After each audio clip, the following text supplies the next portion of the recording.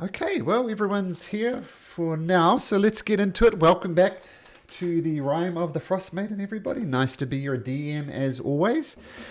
As you guys searching through the caves of hunger, finding a way, hopefully, to the lost city of Yithrin, where maybe once and for all you can end this endless winter.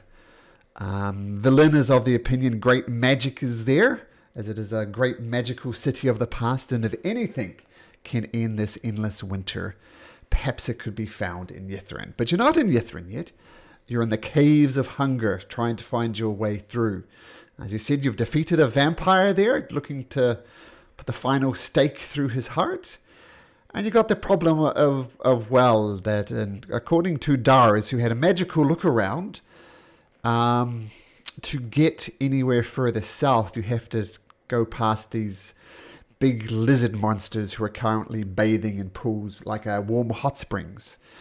But for now, your party decided to maybe head a bit further north and find the resting place of this vampire gnoll creature.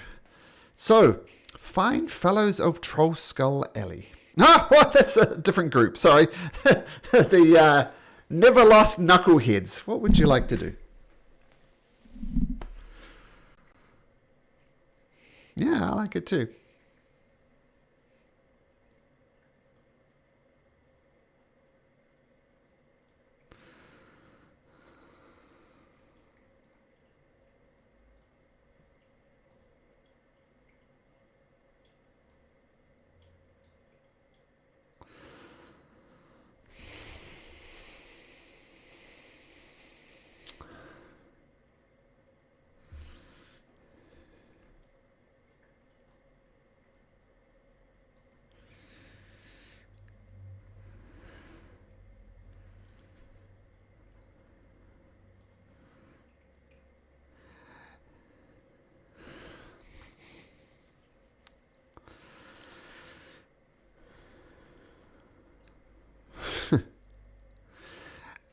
I'd just like to point out we are all looking pretty healthy at the moment.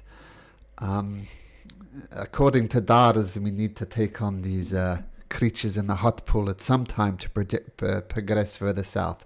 So just putting that out there, something to be aware of.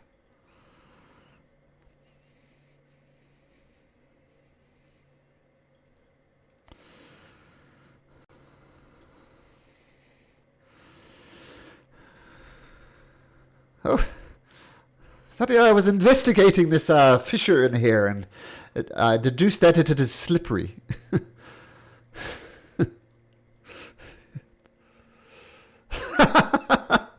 Oh, get out of there! Okay, well, group.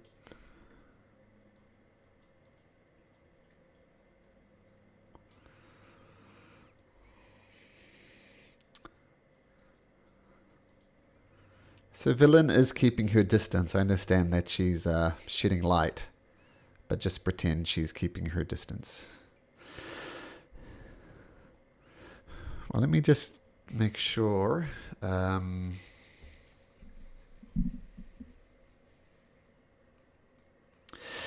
do notice something in here, Claw. You peering into this 10-foot high cavern, this one back here where Jory is, you come face to face with an army of small, misshapen ice sculptures.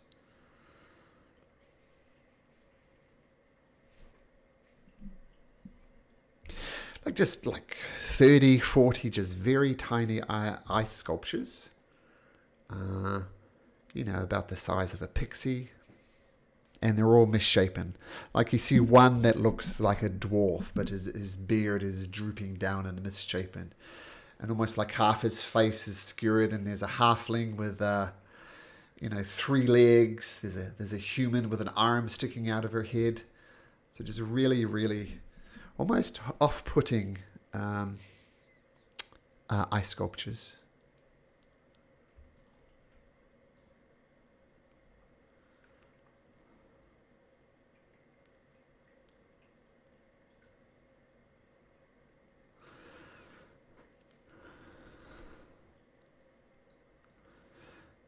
Okay, as you look in their tooth, you notice Jory and Valine just looking around, and you look at them, and their flesh turns a deep jet black, and you see little worms crawling out their ears, noses, and mouths.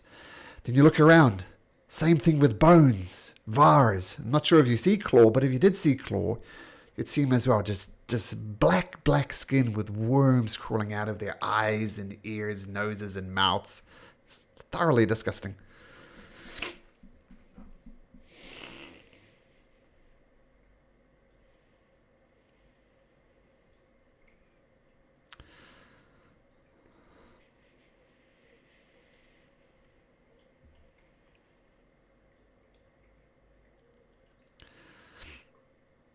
You look at yourselves. You don't see any worms, anything.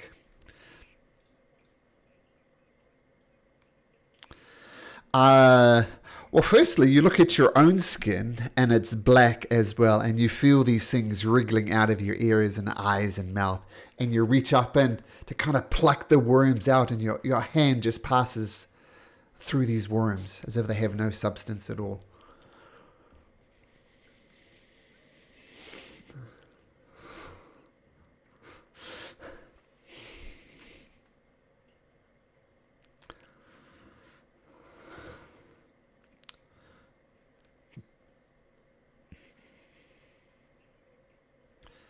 You don't see anything on her face, Islani.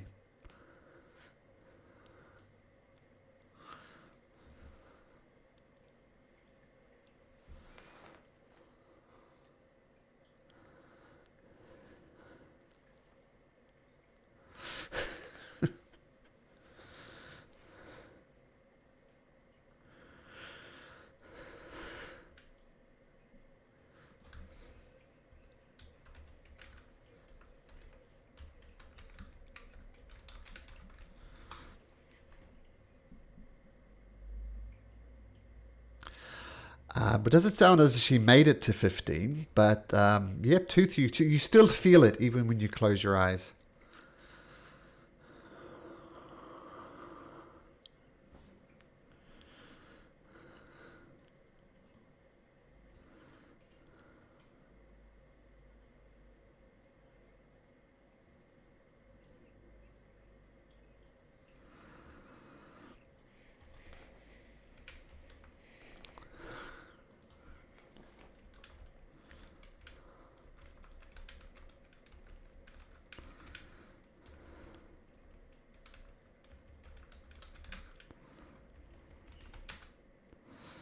Okay.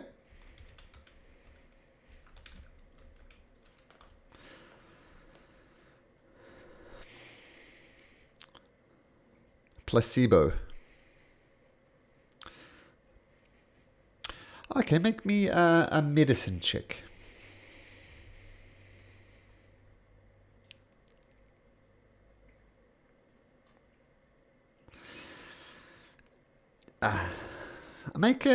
Make an insight check, Tooth.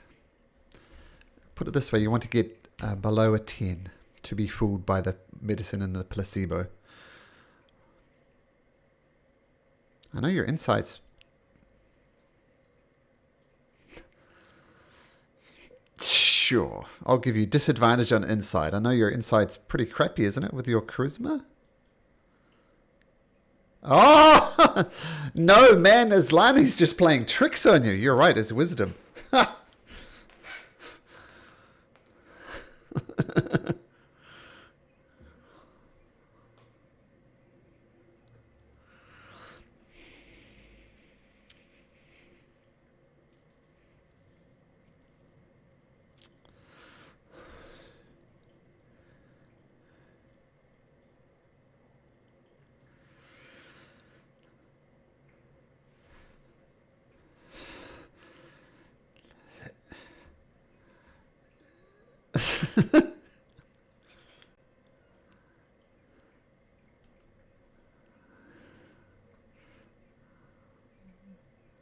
Nope.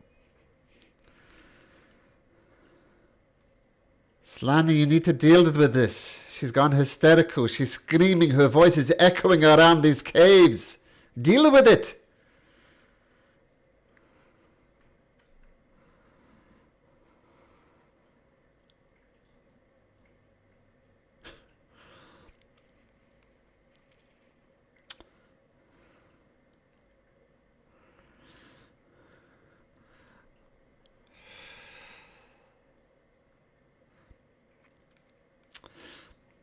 Nope. Doesn't work.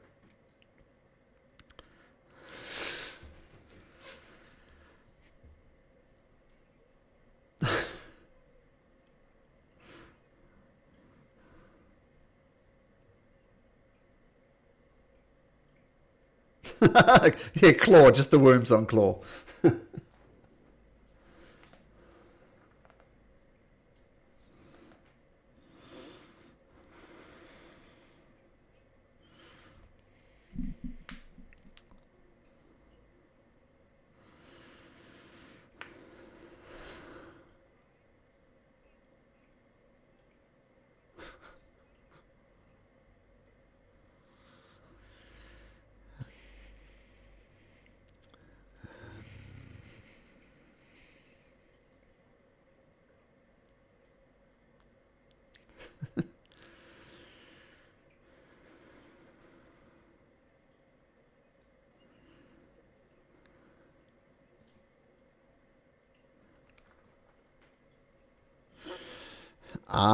You tell me.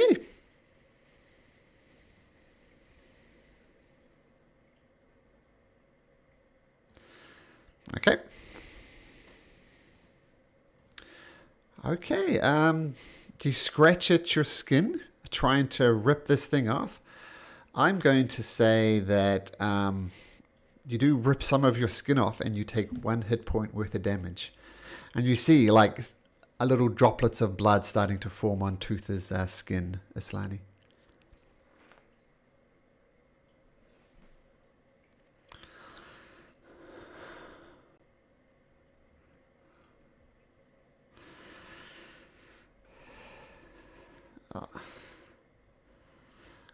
Well, what do we know about this? She walked into this cave and she started screaming, going maniacal.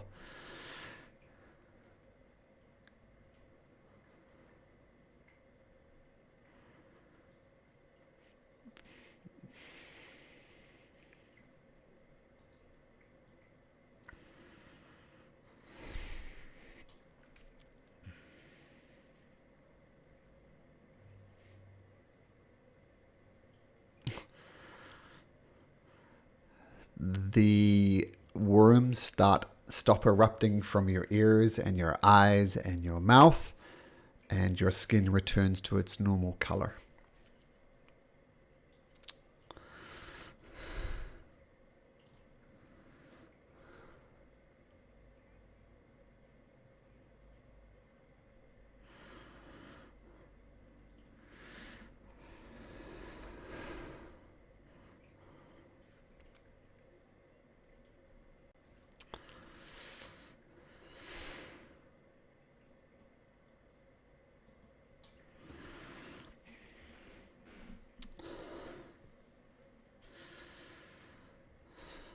And now every creature in this caves of hunger knows that we're here.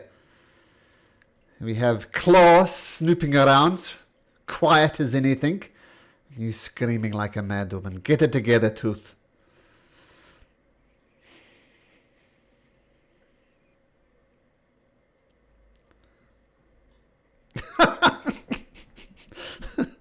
Well, that's not so bad. Looking like myself, that is fine. Yeah. Anyway, let's be as quiet as we can. Let's do Claw do his thing. Where is Claw anyway? I assume you got my Whisper Claw? Okay. Oh, yeah. Okay.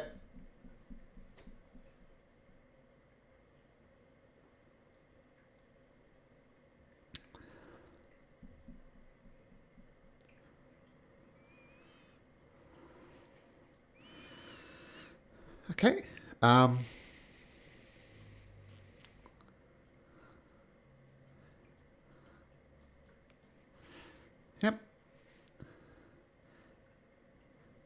And you all notice it when you walk into this room as well. This cavern, this passageway to the south, it just smells of filth and rotten flesh. It's quite disgusting.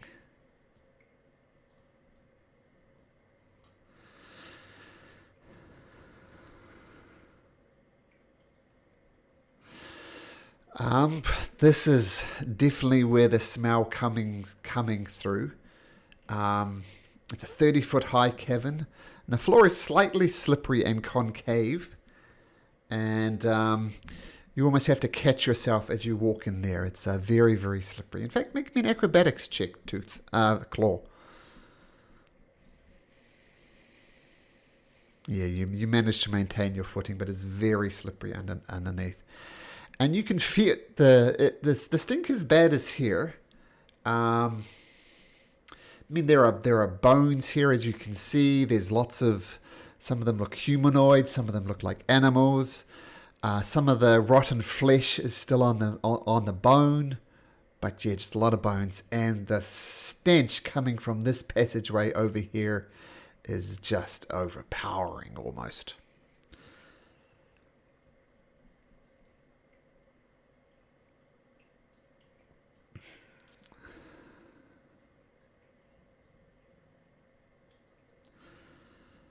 Okay.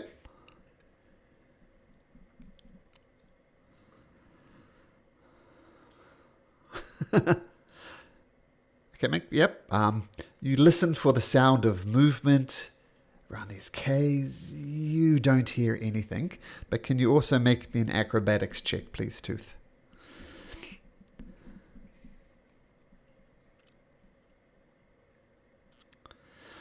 You almost slip over on your butt, but you can proceed into this easily enough.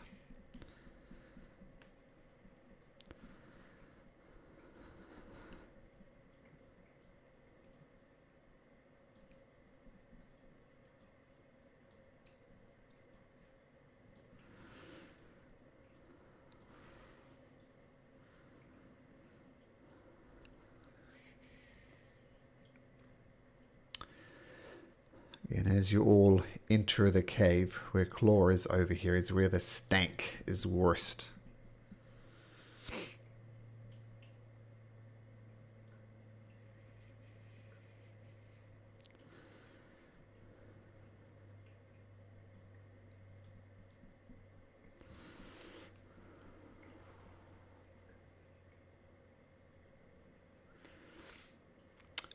Make me a nature check if you want to try and identify the stench.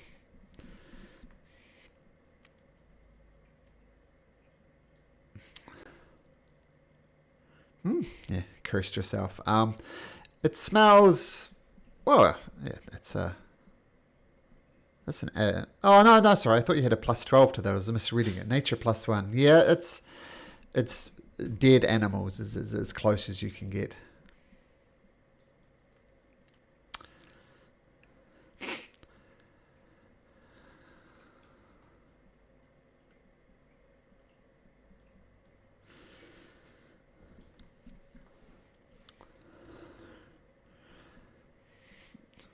From the way Claw went. Dara's bones, make me acrobatics checks.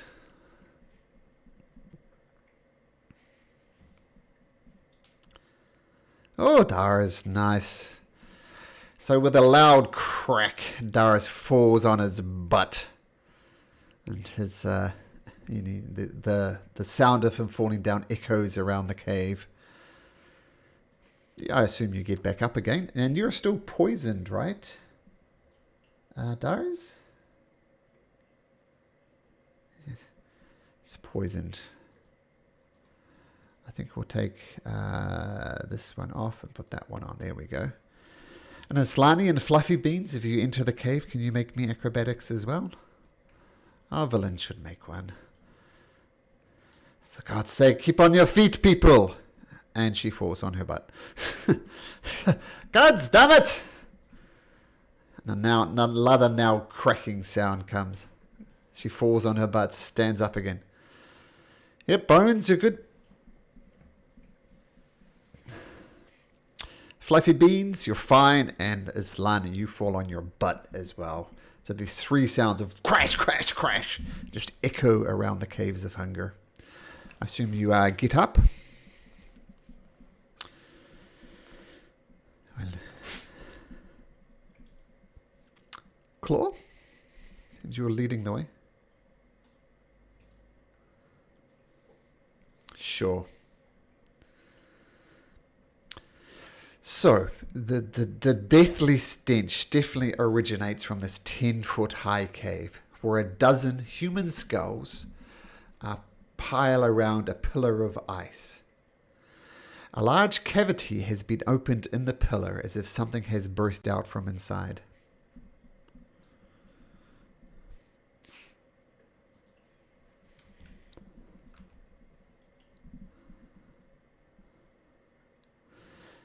And you see there's an opening in here, like you can see it's open, something burst out, and you look, but you can't actually see what's inside of it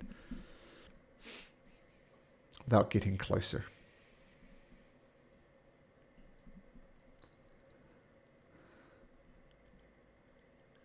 It does.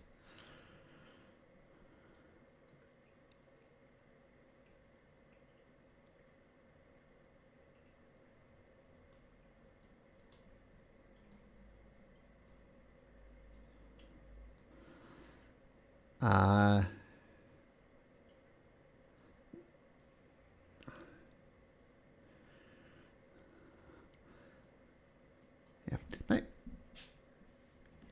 Okay. Islani and Fluffy Beans, just make me a perception check as you check out these caves.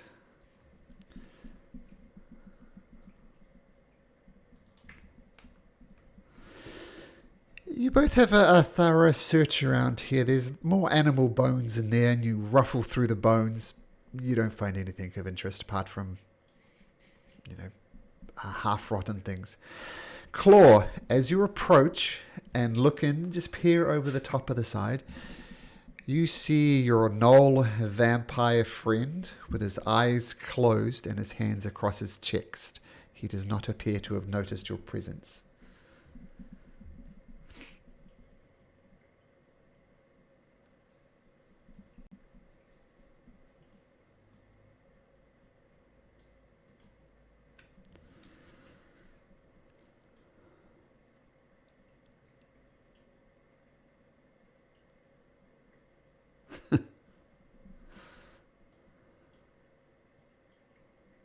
Okay.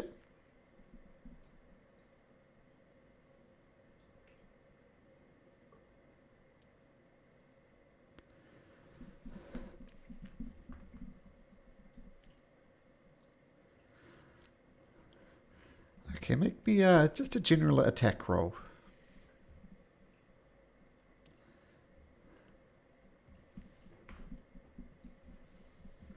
Just a melee attack. Just do any weapon, but we won't, we'll say it's just the arrow. Yep. Claw struggles. How exactly do I...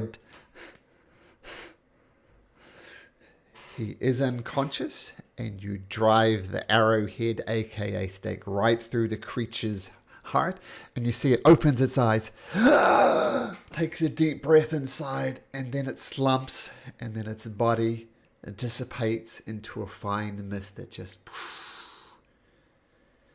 wafts around the cave and just disappears. Nope.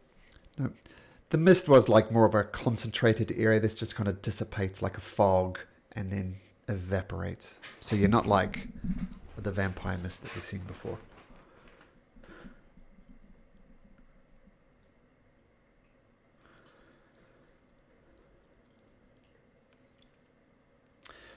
You have a quick look around. It was just the kobold vampire that was there. Apparently he has no interest in treasure because there was none there.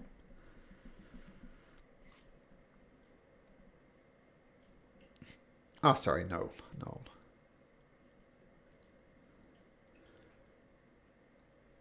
Mm-hmm.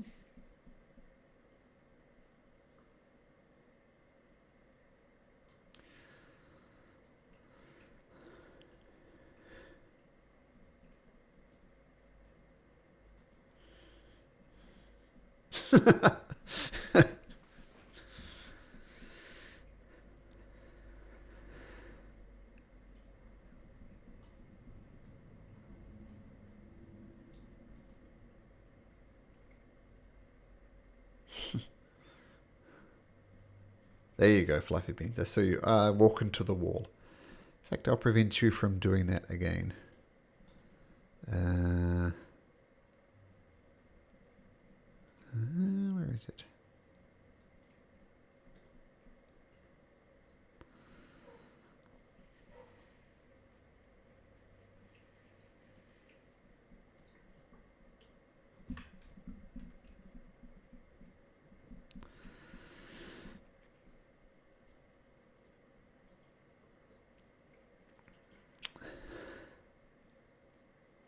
Claw saw nothing of interest here apart from the body of the vampire.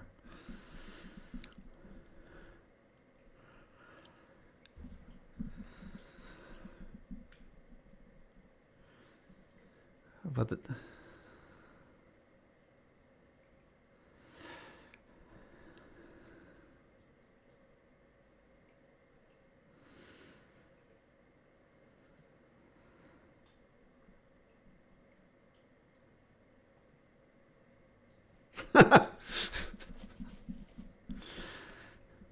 well, there's still well, before we leave this stanky place, there's still this passageway up here, right by Tooth, we haven't investigated.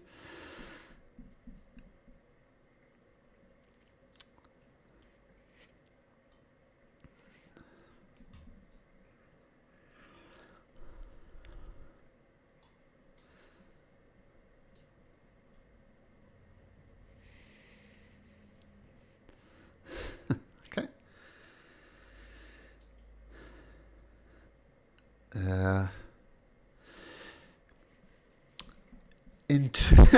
Entombed, oh, you do. Entombed in this icy floor of this 20-foot high cavern is the frozen, well-preserved corpse of a frost giant. Scratch marks in the ice suggested a half-hearted attempt to excavate the remains.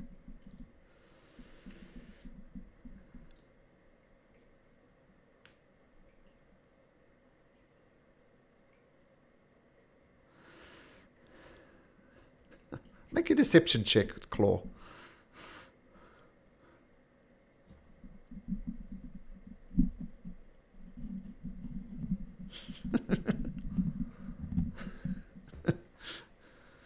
Oh, there we go.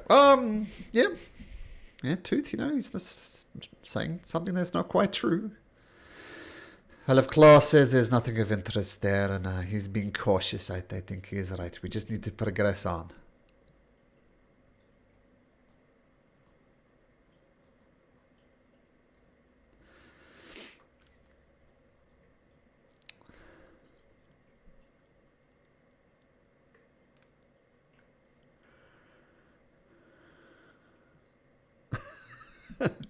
Wait, that's so true.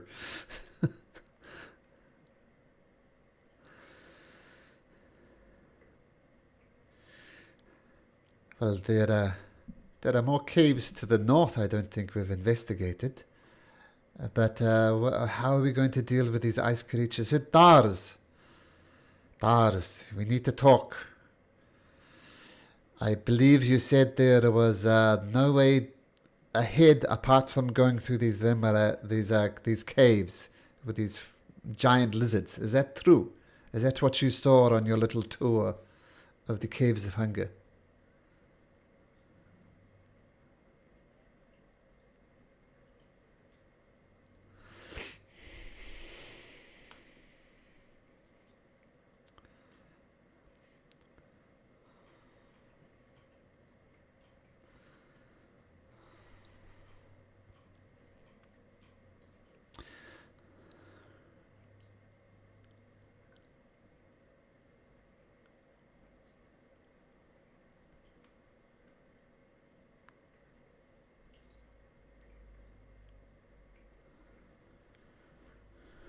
Yes, that's right.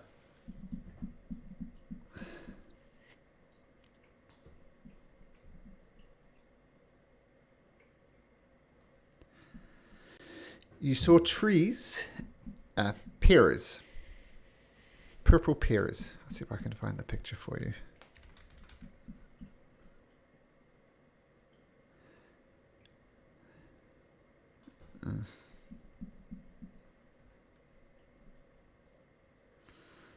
Yeah, I'll just move you up there. There you go.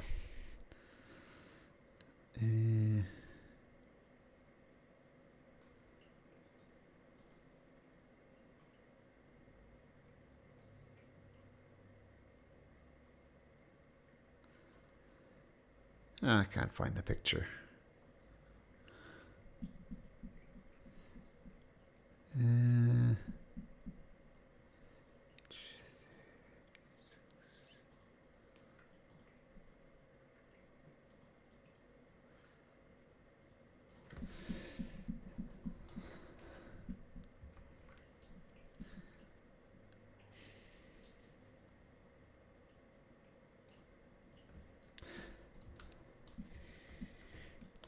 I'm sorry, I'm struggling to find the picture.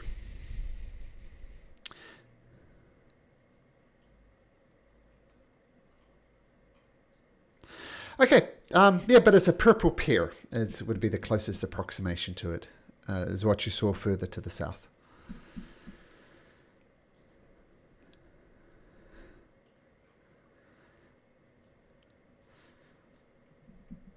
Well, what has he planned, people? We have Darda's babbling like an idiot. That is off-putting, to say the least.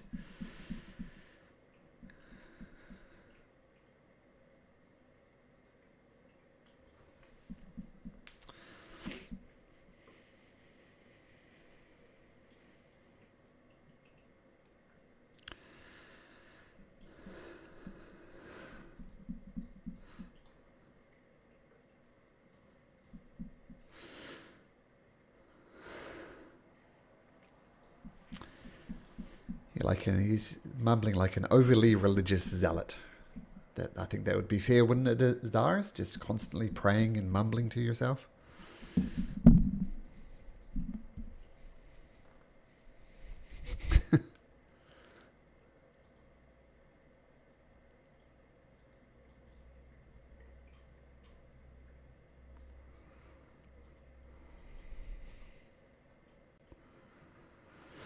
No. There's the pair. Yeah, both Islani. Do you remember what you're supposed to be doing, Islani? Okay, cool. Islani does seem not quite herself as well.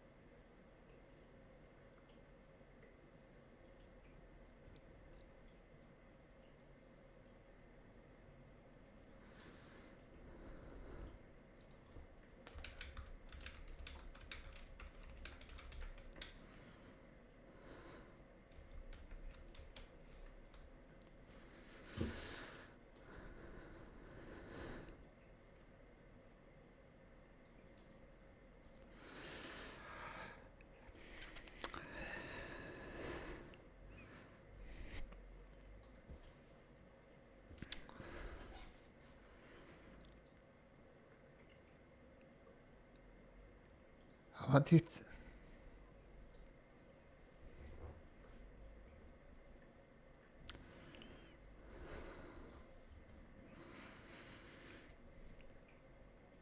Mm-hmm.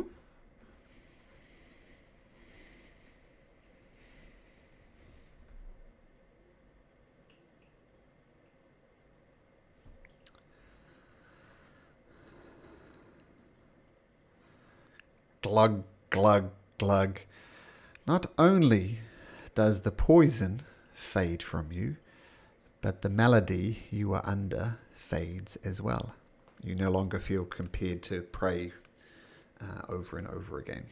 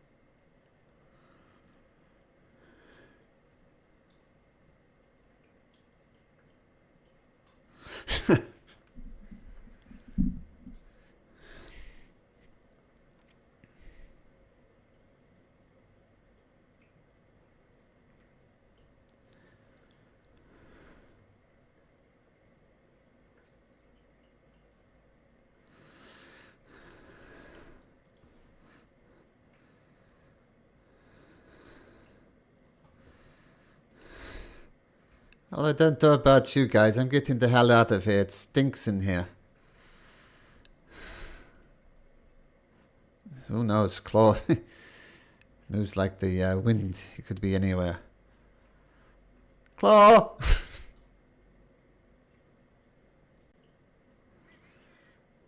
Does Claw... Oh, Claw! I see you in my bright light that I'm shitting. Did you discover anything?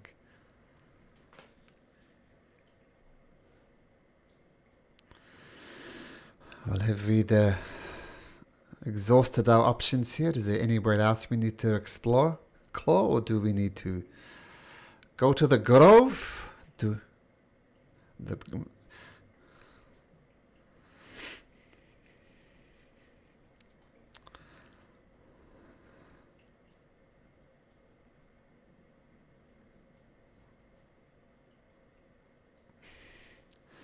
Okay. Just drag those guys over there.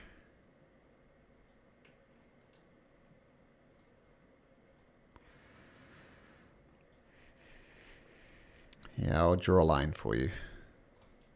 Follow that line.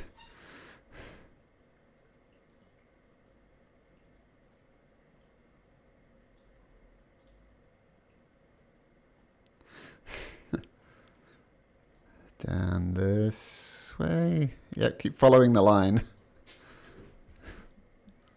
No, not through the tunnel. Sorry, just keep on going south. Whoops, ignore that one.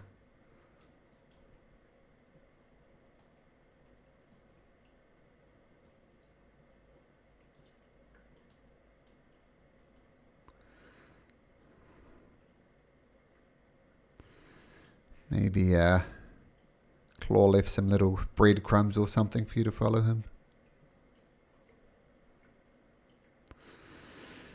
I don't think you guys have long rested in here yet, have you? Your body clock tells you it's a long rest could be very much on the cards. Did everybody make it? Sorry, Tooth. I deleted the line, but just head south from that cave. There you go.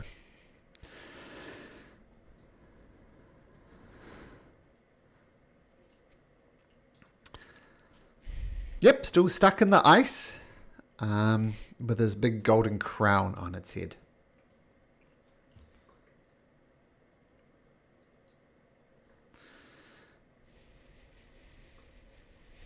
Okay.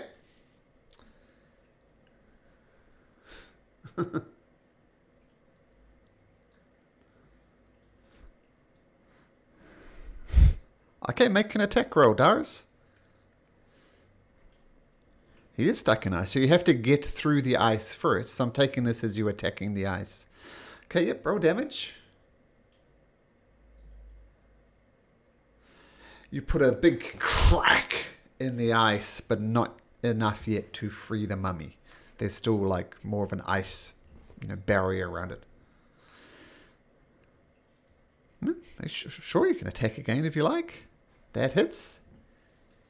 8, 9, 17. You put another big crack in there. You feel one more blow and it would be free. What are the rest of you doing?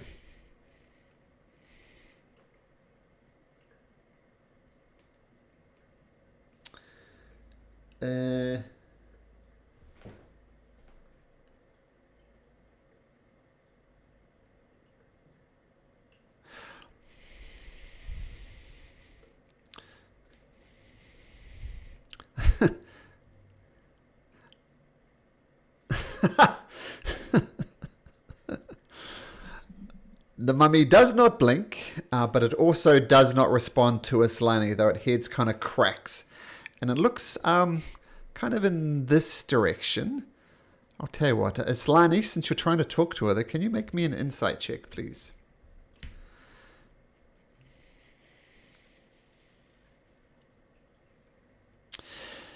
It's very hard to read a mummy, but its head has turned as it cracks through the eyes, and you see it's just kind of wriggling. It's not maniacal in any way, but Darius is very, very close to giving it a smack. I mean, very close to breaking through the ice.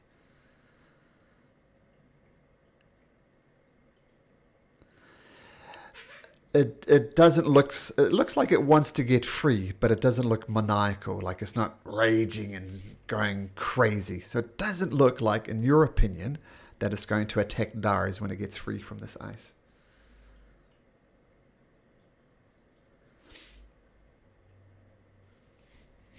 Okay. Darius, do you hit it again? Oh, it does look like you hit it again. So crack.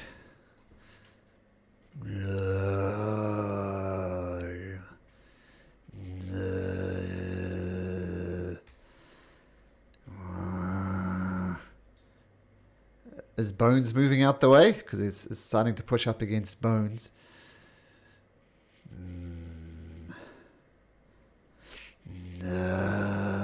Pauses in front of Islani.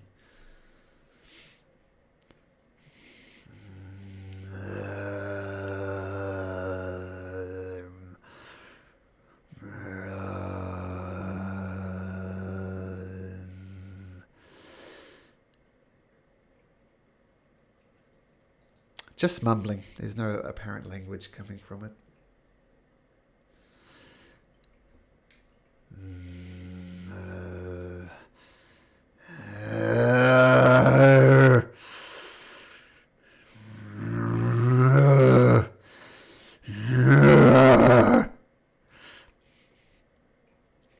Okay, Islani, make me an athletics or acrobatics check.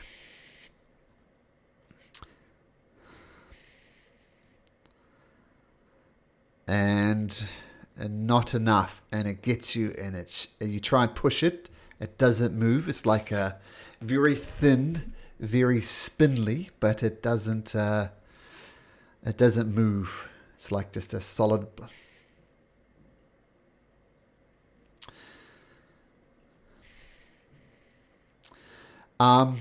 It wasn't like rushing or dashing or anything like that, but you give him a big push in the chest and he stares at you and make a wisdom saving throw, Islani.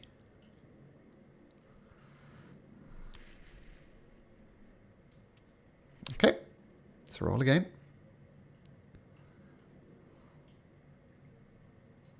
Oh, it's not a spell. Yeah, I agree, but this is not a spell. So it's just 11, yeah. So you feel these dead, cold eyes staring into you, and you catch yourself for a second. What am I doing? I'm standing down a mummy. I should be fleeing. But Aldarth gives you strength, and you maintain your ground, and you're not terrified of this creature.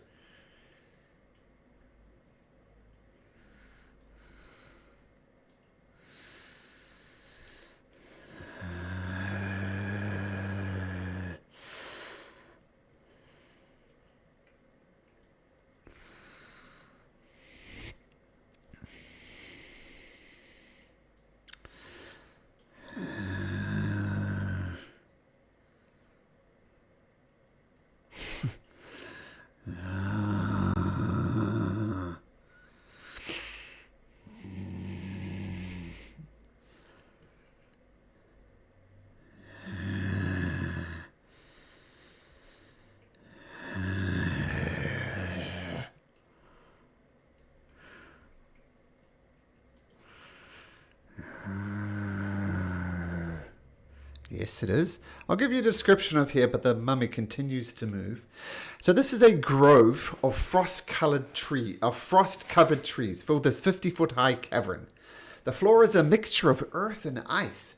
By some magic or miracle, the trees are alive and their canopies thick with frosty leaves and their branches bearing purple pears that hang like ornaments. A low wall, broken several places, threads its way through the grove, which is surrounded by 6 exits. So that's what you see there.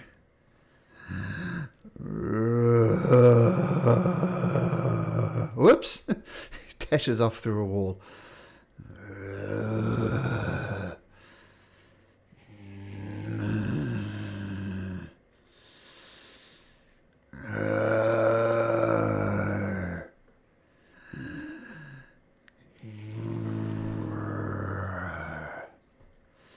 Oh, let me just catch up these players here. I'll move them down there.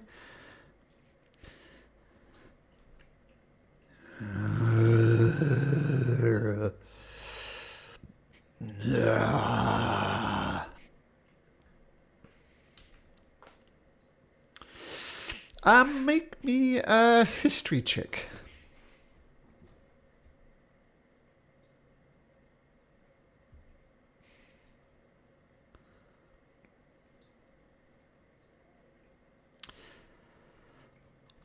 You know that mummies, usually they're just ceremonial burials, but often like an undead event. Like mummies aren't necessarily undead, right? Mummy is just someone wrapped up in bandages and entombed. So usually people are just dead. But mummies that get up and walk around like this have something they need to complete in death that they could not complete in life.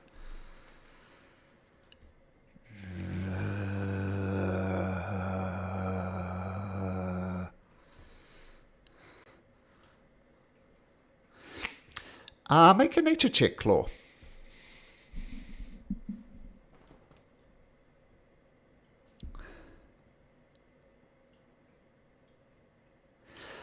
Apart from the color, they look like perfectly normal pears. As you're examining the pears, a creature appears from the trees to the south of you, and it says, Oh, try the pears. They are quite delicious. Take a bite. I promise they won't harm you. And the rest of you hear this conversation as well as this mummy continues its march to the south. For some reason, she seems hard to get a bear on her. You're not sure. I mean, she seems peaceful. She hasn't attacked you outright. Just take a bite. They're quite delicious.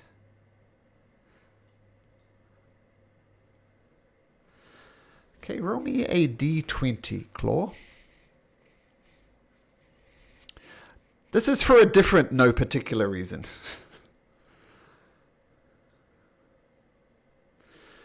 The pear is just delicious. Yeah, you feel like you're better than you were before, if that makes any sense. And you get the thing that I whispered to you. What are we doing? We are splitting the party. Dars, what are you doing?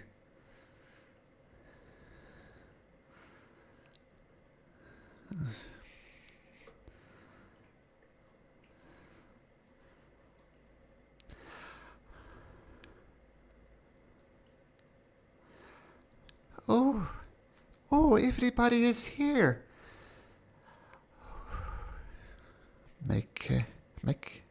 Well, you don't recognize the person. You might recognize the creature if you make me a nature check. Yeah.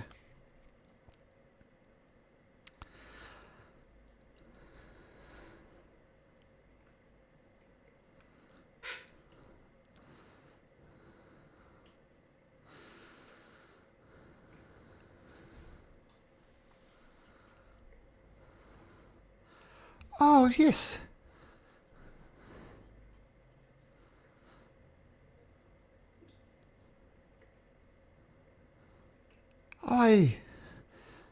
I wouldn't go that way. I mean, my grove is the safest place you will find here. Please, relax.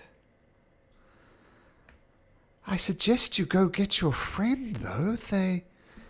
I wouldn't go that way. There is great danger that way.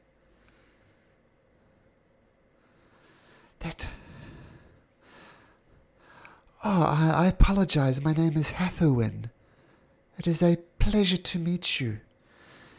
I know. Okay, number one, make a nature check. And she says, that way is only death. If you value your friend's life, I would go get them. Nature, you also don't really recognize it.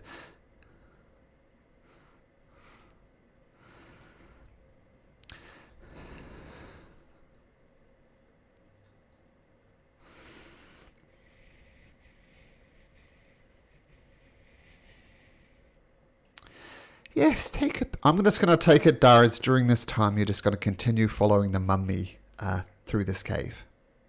Okay?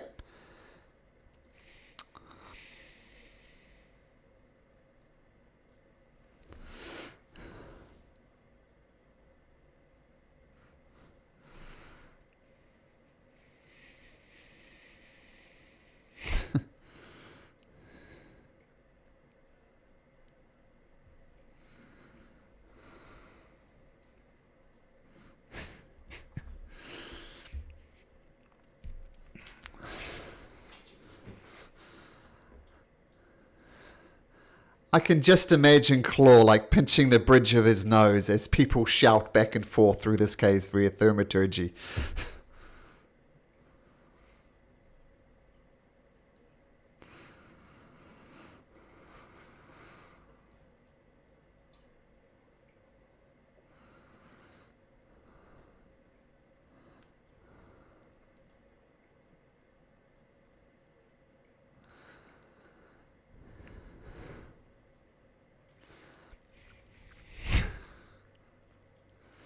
Dars, what you do see as you continue down this passage, it just continues in this long straight line. You don't see anything branching off either side. It's just a long, very long, narrow tunnel. So Darius, what do? You hear is Lani begging you to come back? Do you continue with the mummy?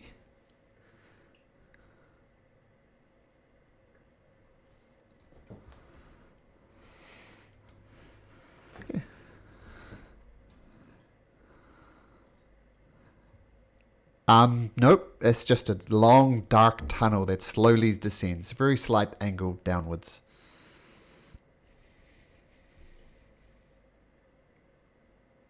Not of note, just the usual rubble you've seen around the Caves of Hunger.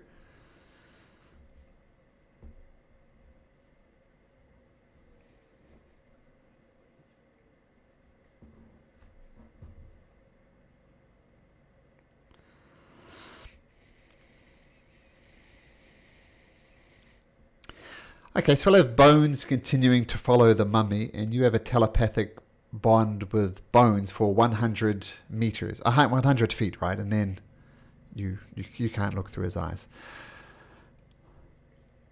Oh, another person. Oh, fantastic. Yes, yeah, hello. I am Hathawin. Welcome to my grove. Hathawin. I'll type it up. Hathawin. I've been here. Responsibility is my responsibility to tend to this grove and tending to the fruit. And your friend here, the dark-skinned one, took a fruit. And how was it? Was it as delicious as I said?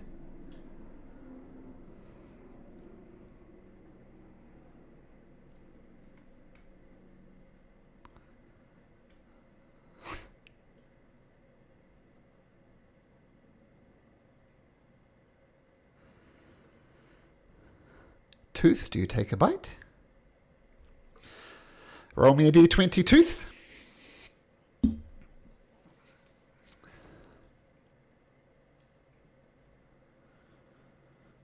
Okay, d20, 14. Okay, you feel it's delicious. You don't feel your mind slipping or anything like that. But you do get the effect as I whispered to you, Tooth.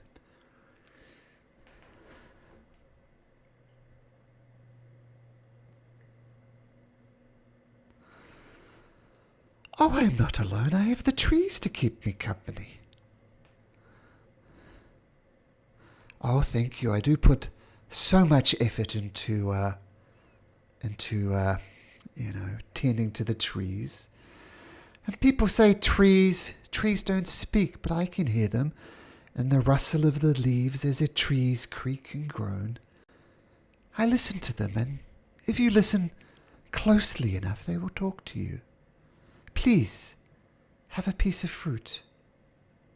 Directly to a Slane, and she plucks out a pear and hands it to you. Roll me a d20.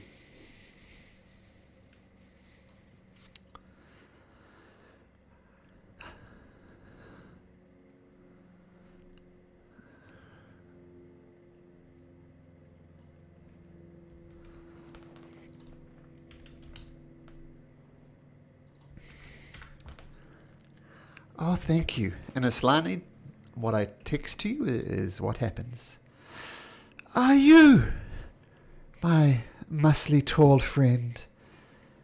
I mean, I imagine you're on the carnivorous diet and you maybe prefer a side of mammoth ribs, but please, take one of these pears for yourself, says to Fluffy Beans.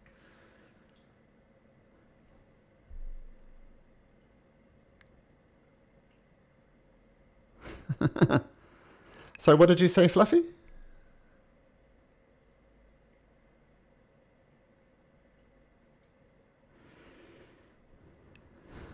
Oh, it is your sense.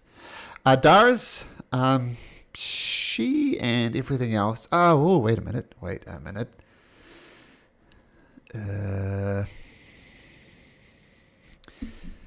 It is Any celestial, fiend, or undead?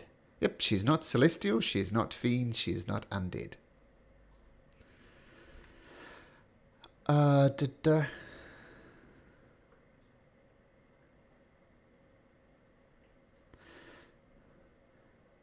She plucks off the pear and shrugs at Fluffy Beans and says, "Oh, what about you? You look famished. Have a pear." But I'm being very pushy with these pears. I just want everybody to indulge in one because they are delicious.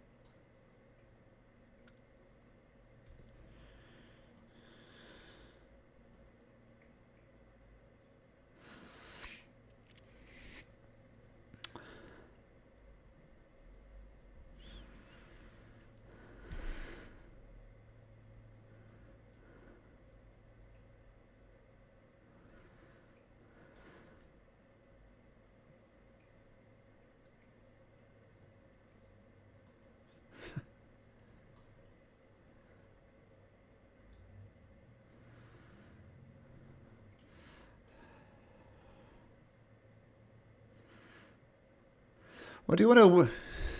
Yeah, well, whisper a deception or a persuasion, and because I don't want him to know whether you're deceiving him or whether you're persuading him, and we'll see how it compares to his 19.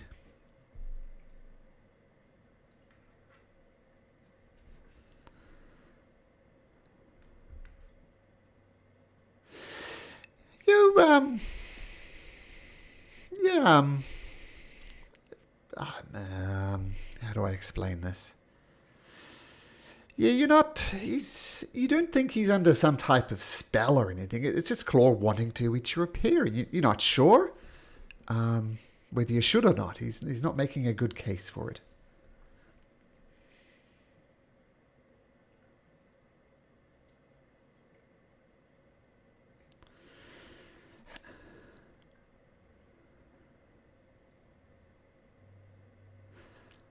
It is fine.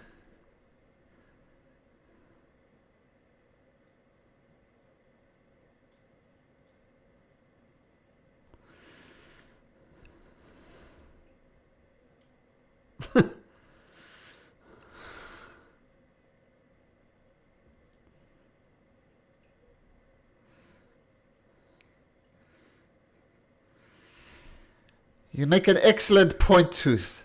I'm sick of the damn knucklehead trout. Been wanting a fresh piece of fruit for as long as I can remember. Somebody roll a d20 for villain. Let's say Fluffy Beans. Roll me a d20 for villain. Oh, okay. I said Fluffy Beans. We'll do Fluffy Beans.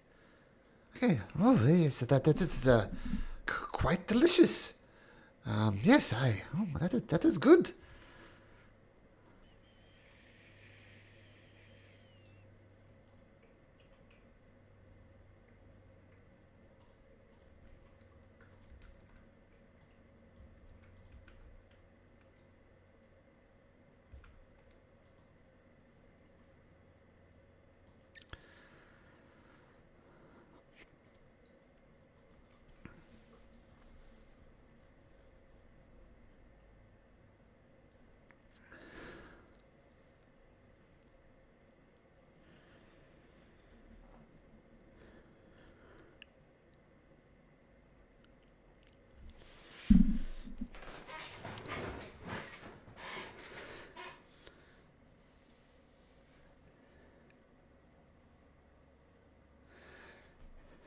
Yes, it is a gift.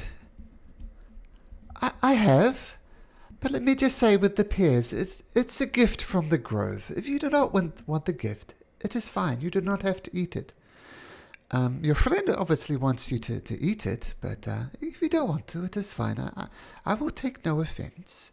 So eat it, don't eat it, it is fine. But yes, I've been no, as I explained before, Islani, I'm not alone. I have these trees to keep you company.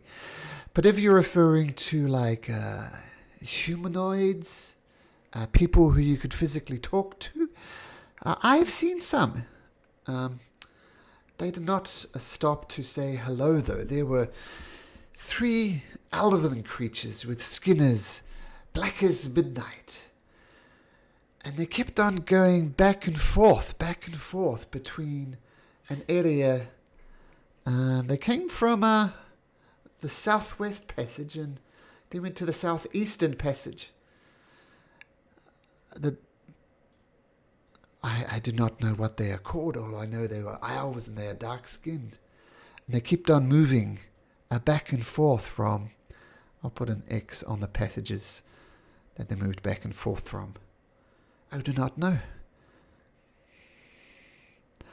Oh, well, that I'm not sure what that is, but I can also tell you that in the cave to the south there are some strange one-eyed creatures to the south. I haven't spoken to them. They tend to talk to themselves, but I don't speak them out of fear that they might hurt me, so I just leave them alone.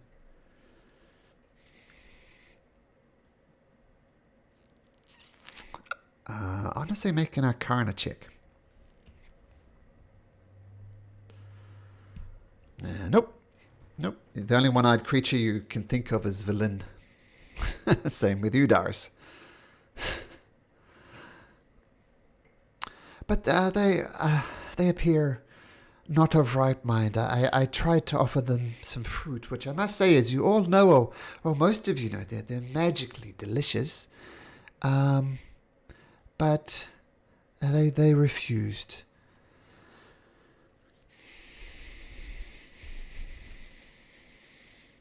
Oh no, though I just hid in the trees. I did not want they did not look pleasant. I mean, they bore swords and axes and were wielding them around, and one of them took a hack at a tree. And if it wasn't for the Netherese magic that binds these trees to the grove, I think they surely would have fallen. I was going to approach them, and just out of sheer maliciousness, they tried to hack a tree down, but I think the Netherese magic has bound these trees to grow despite their attacking. So once they did that, I hid in the trees until they could no longer see me.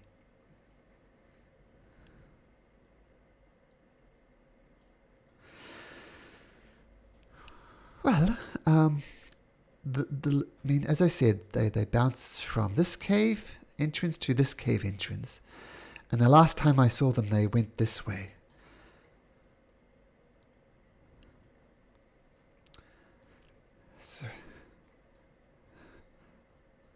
So that line there, yes, yep, sorry, with your vision you can't see that far, but if you move around the grove, Islani, she thinks the dark elves are here.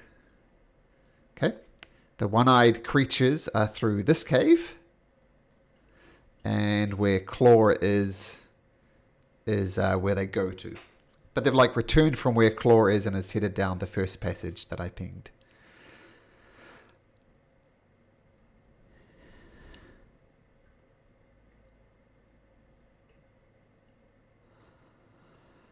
Oh, I've never ventured that far. I know it's a long, long tunnel. That is all I know. I mean, whenever I leave my grove, I get nervous. But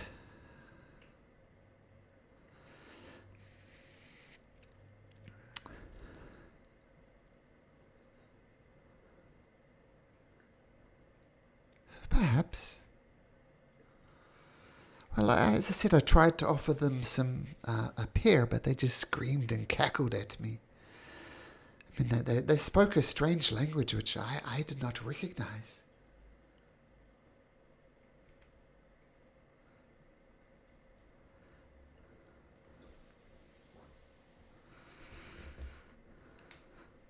Oh, of course. Of course, crows are for resting. I mean, I will keep watch. I will ask the trees to to observe as well. But I would be understanding if you don't trust me yet and you want to set up your own watches. That would be no problem.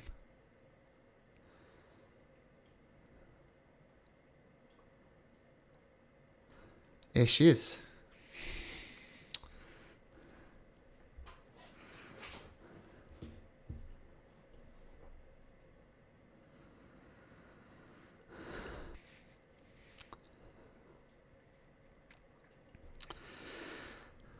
Well, if your party agrees, then take a rest. It sounds odd resting under the shades of the tree as there is no light here, but I think there's something inherently peaceful about just resting under a tree. Do you not agree? Yeah.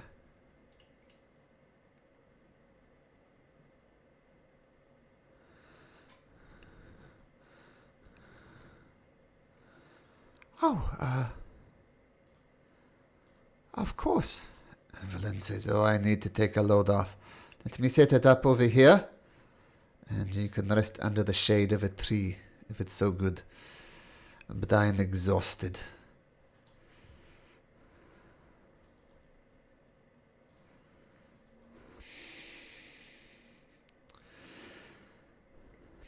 Jory I'm going to have Jory decide on the fruit when Matt comes with us.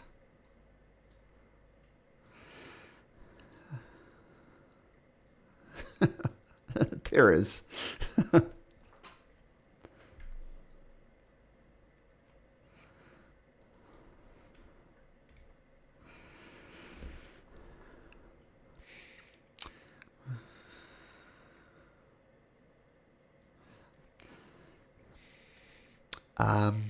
No, Villain casts it so it's white, so it looks snowy, and maybe a bit of green for the trees.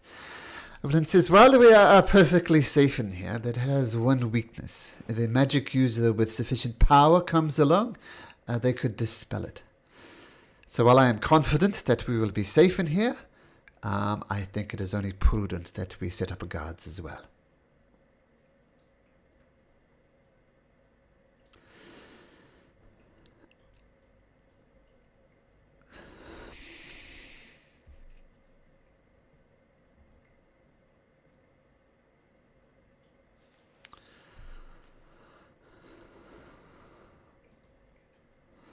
Okay.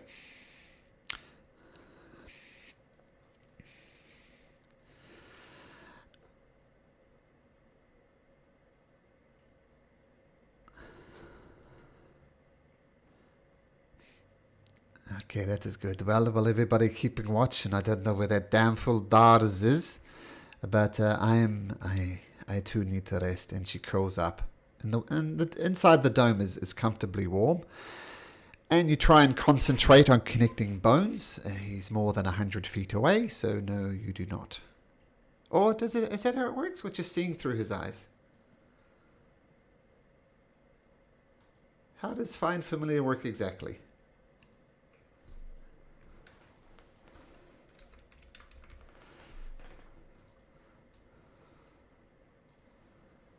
But is there...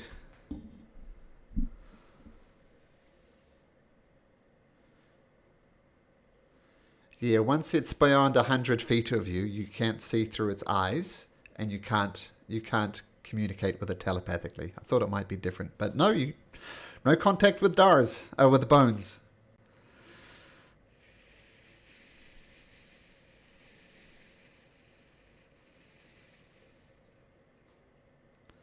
Mm-hmm. Boom.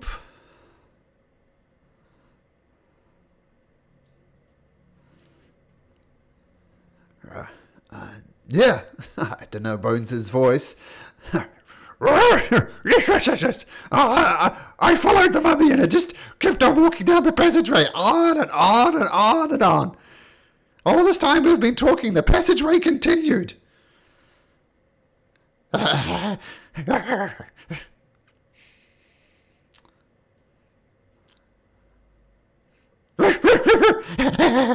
That's a terrible dog impression, but I'm trying my best.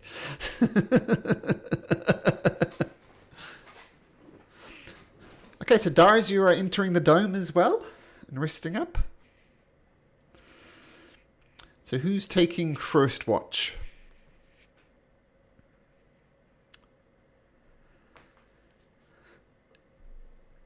Who's...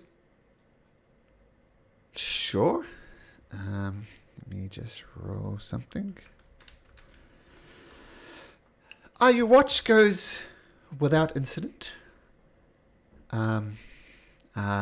Hathawin, you see, she's tending to the grove, and every so often she kind of curls up in the top of the trees and takes a sleep there, seeming perfectly at ease, and she almost blends into the trees.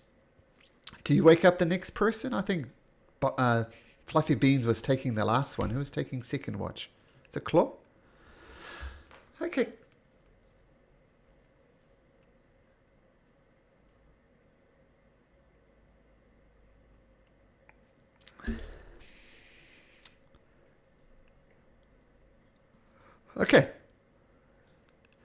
Okay, so the combined watches kind of the Claw, who doesn't need very much, and Tooth, Fluffy Beans. Eventually you're woken up for the last watch. And so Claw and Tooth are sleeping now, is that right? Claw?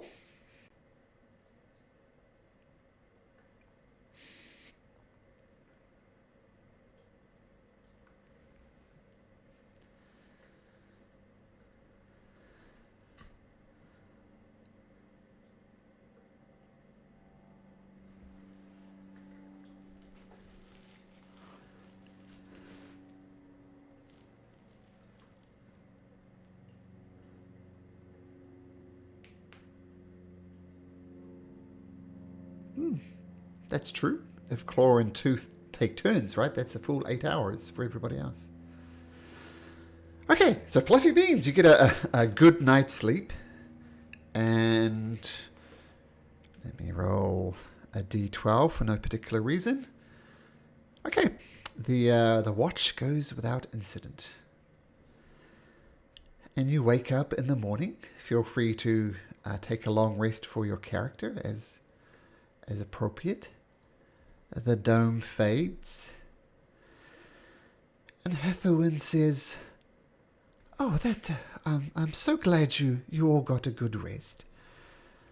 Now, if you wouldn't mind, I don't know what you're doing here, but I don't see anything as important as tending to the grove. I mean, I've done a good job, but trees like company as best as anybody else, so I think maybe you should just stay here. Help me tend to the grove. Like it's a commitment, but trust me, after the first week or so, you will see what a great thing it is to work with the grove." Islani, man, you think that's an excellent idea. Dars, wow, what a great idea. Screw this stupid endless winter. You need to tend to this grove. Villain agrees. Claw agrees. Fluffy Beans, you agree. And you all think it's an excellent idea to screw the whole endless winter thing and maybe just tend to this grove. And she starts giving you instructions. It's not so much pruning, but you need to just shape the trees and clean up the fruit from the bottom. And everybody starts following her example, and you all start tending to the grove, except for Tooth.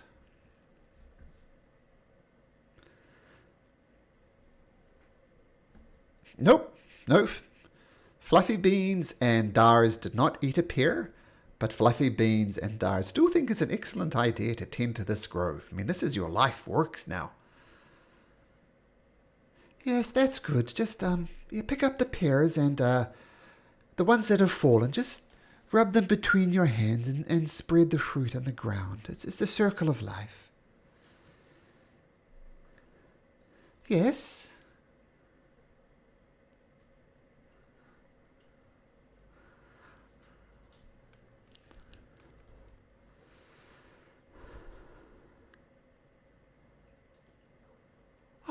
Well, you're free to be your own person, of course. Islani, these trees are important. Do you not agree?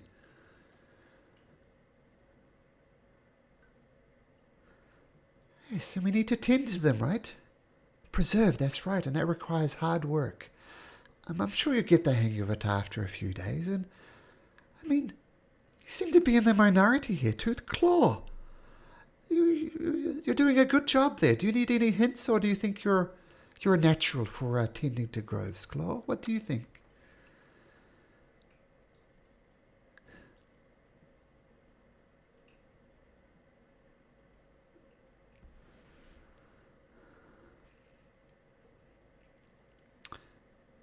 Oh no, do not pick the fruit, Claw. This is why you need my guidance. More like give a space for the fruit to grow, and any fruit that's fallen onto the ground, just spread out the seeds. Maybe with luck we'll get another one of these trees. But please, do not pluck the fruit for no reason. You'll get the hang of it. Flynn says, I'm sorry, Hathawin. I was plucking the fruit as well, but I will do my best, as you said, to give the fruit room to grow. And Doris, how are you getting on? Yes, do you... And just try and be quiet, and you can listen to the trees talk to you. Just trying to be quiet. Mr. Beans, I see you can reach to the top of the trees. That is very useful. How are you finding the grove?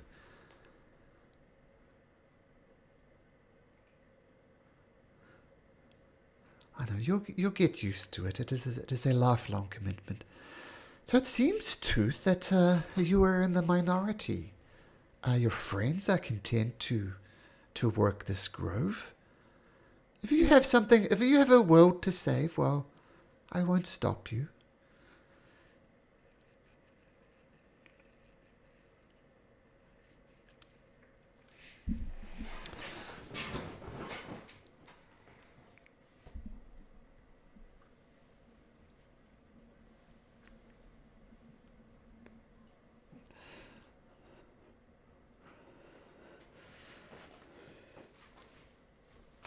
You all disagree.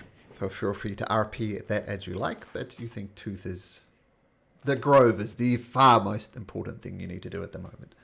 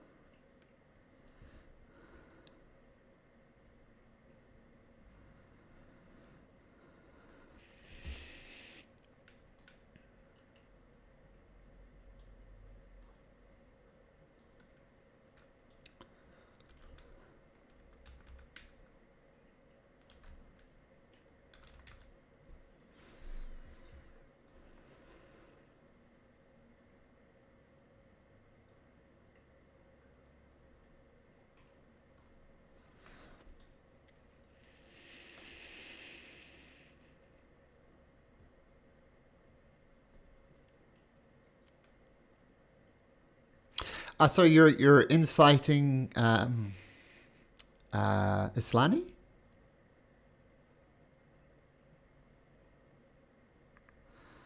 Hathawin. Uh-huh.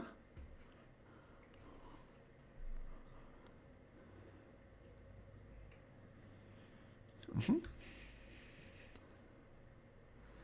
So what are you inciting exactly? Like, I'm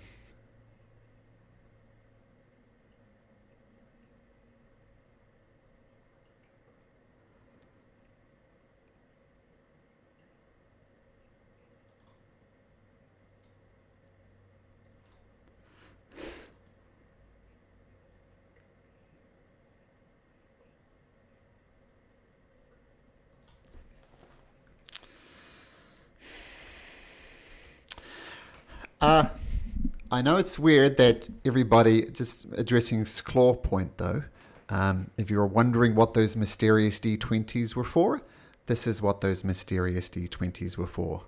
So there was a roll, and this is a result of that roll. So it's not something that happens automatically. You have failed something, and this is what those D20 rolls were for. So just so we're clear. I'm aware of that.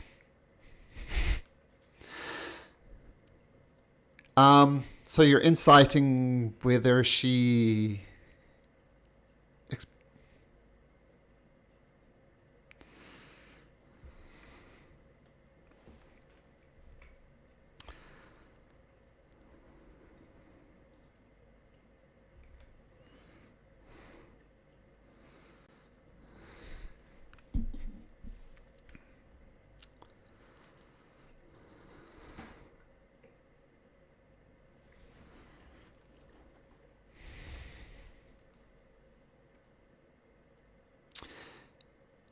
You know that she's having some type of influence. Maybe it's her, maybe it's the grove. You can't put it onto it. But yeah, to see Claw tending to fruit, to see Dars, plucking leaves and, doing all these gardening types of stuff. Even the mighty warrior Fluffy Beans is doing this. Villain, who you suspect would, kick a tree if she could. It would do damage. She's loving the trees as well. Yeah.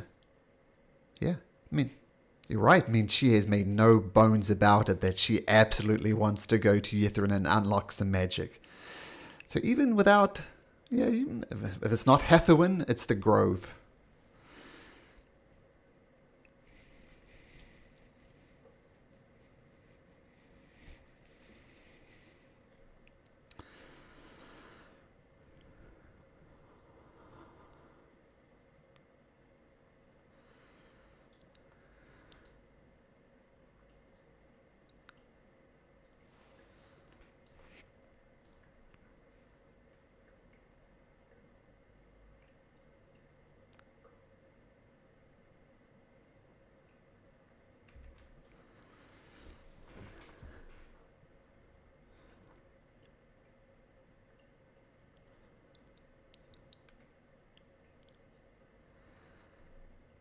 No, she did not.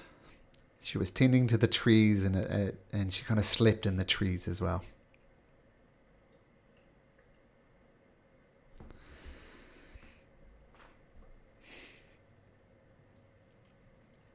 Yeah, everybody's perfectly content except Tooth.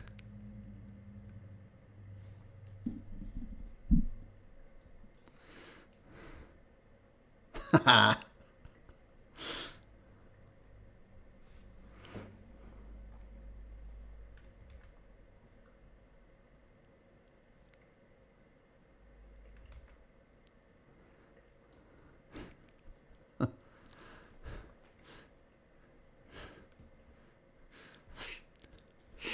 Yep.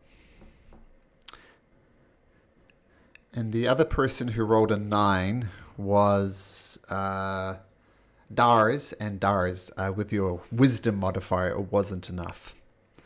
And obviously the 2s, the 3s, and the 1s, I don't really need to explain.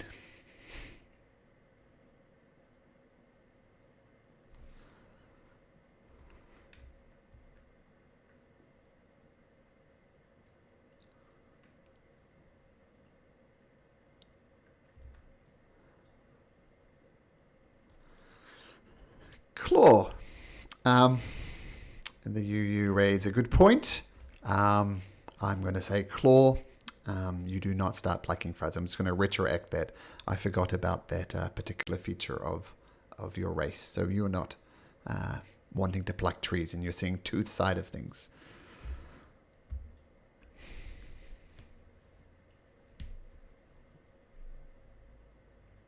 Yeah, sorry.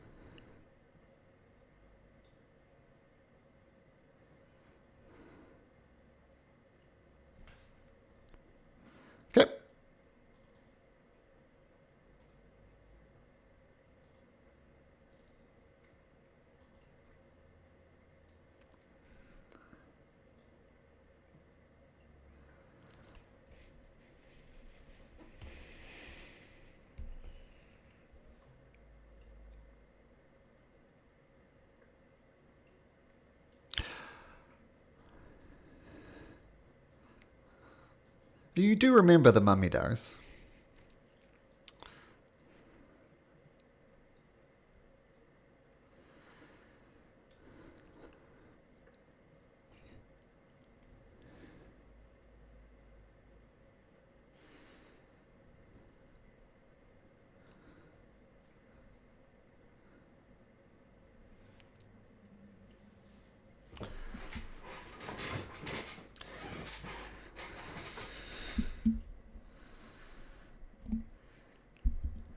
Listen.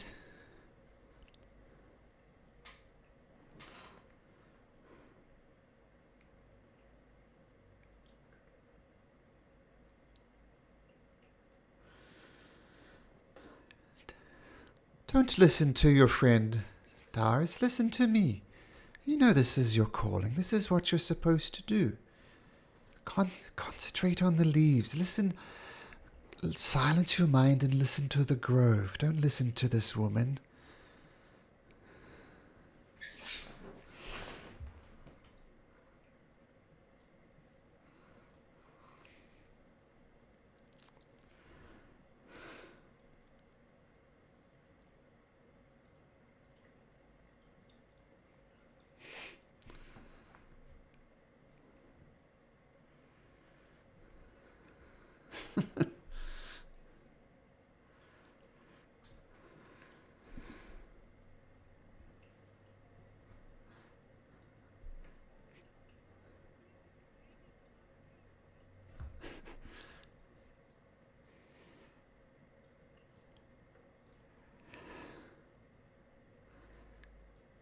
The trees will not harm you, Dars.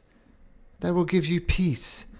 I don't know why your friend is causing you pain, but there is nothing but peace in the grove. Here, come this way. Let's tend to this tree. And she leads you over this way. And you follow.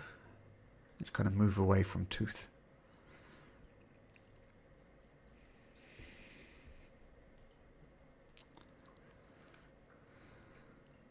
Sure, make an attack at advantage and all those other good things.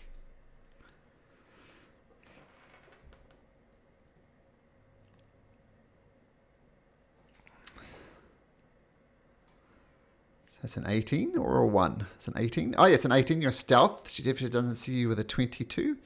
And roll damage. And I don't think Dars is a trusted ally.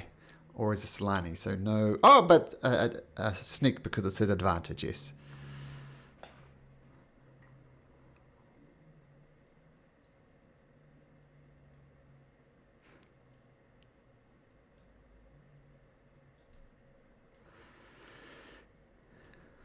.24. So you pull back on your arrow. Take a shot. Hathaway not even noticing. Goes straight for her eyes and she falls to the ground. What the hell am I doing? Plucking fruit. What the hell? And in anger she kind of gets a blade and chops off a branch of this tree and throws it to the ground. And this, it's a fairly significant one. And Jor and everybody, you snap back to your senses. What the hell are you doing? So yeah.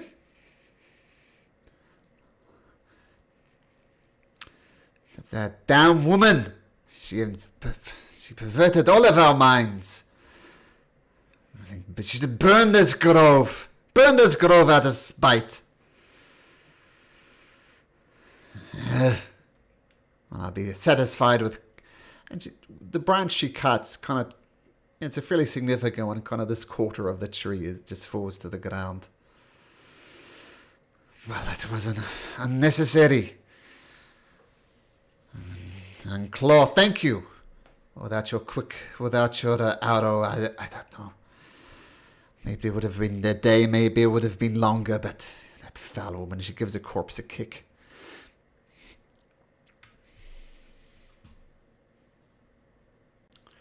Who gives a rat's ass?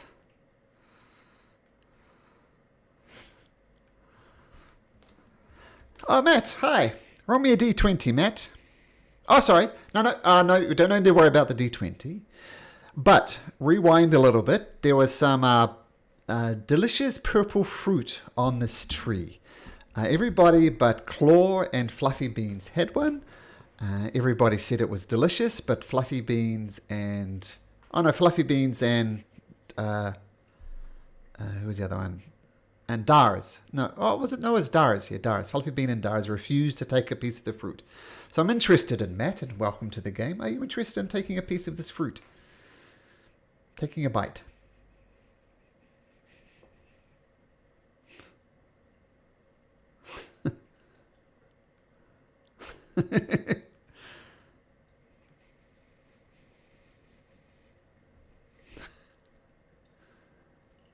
You going to try one, Matt?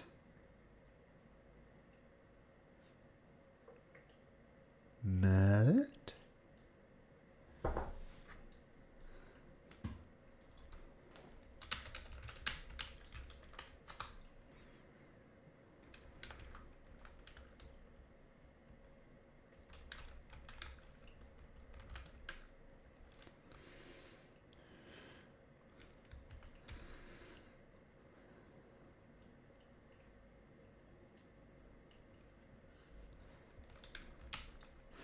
I'll tell you what, while we're discussing this, let's take a short break while Matt resolves his mic issues, and be back in 5 minutes. Sound good?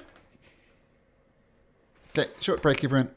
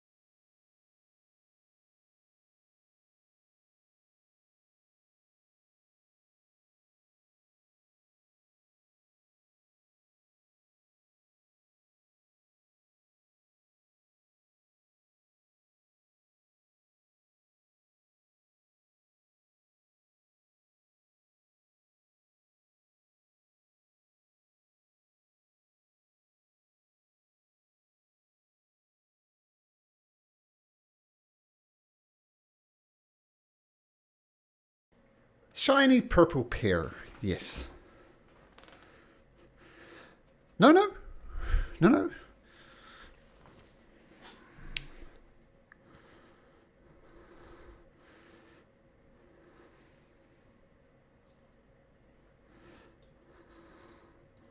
Yeah, that's what it looks like.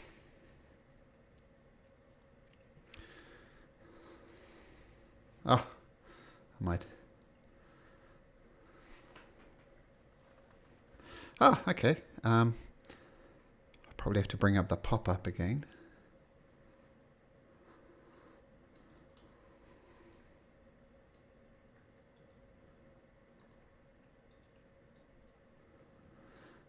Oh, here's a random piece of art I don't think I've shown you.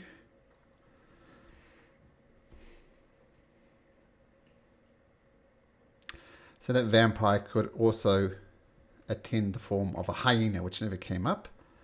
But, yeah.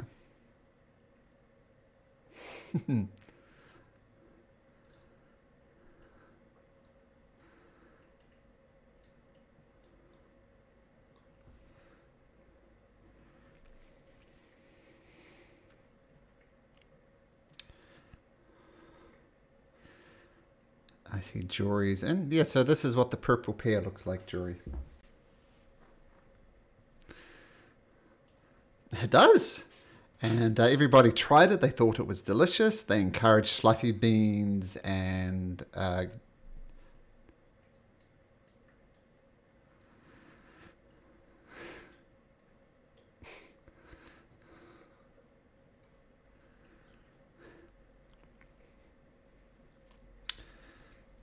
jury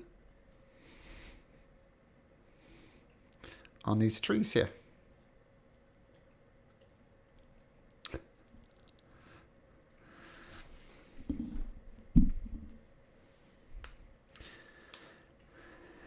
Jury.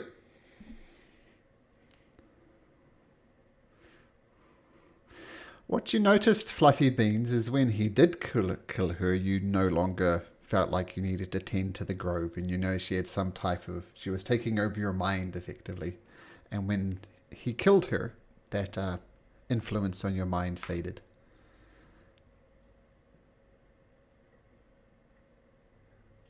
Yep. Yep.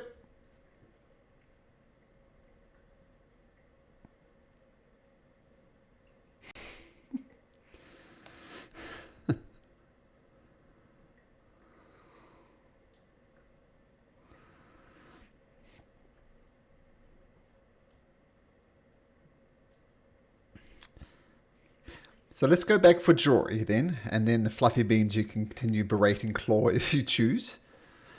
So Jory, what you know is everybody ate the pear, Fluffy Beans and Claw were forwarded, and everybody seemed to like it. It was delicious. There's no ill effects on them. So what would Jory do?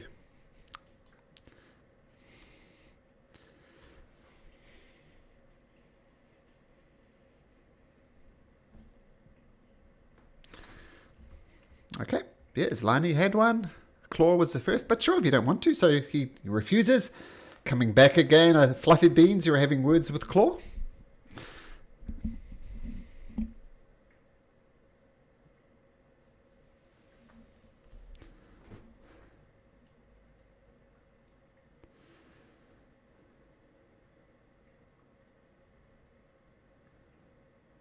Your mind, your brain.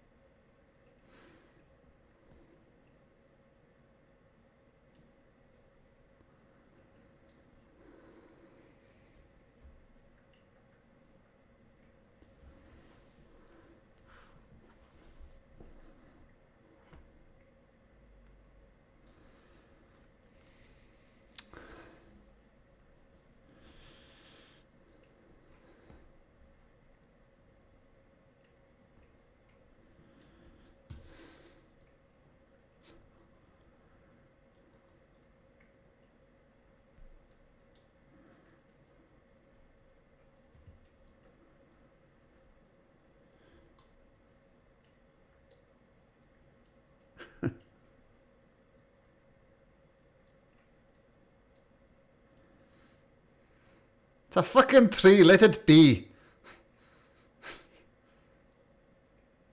Sure.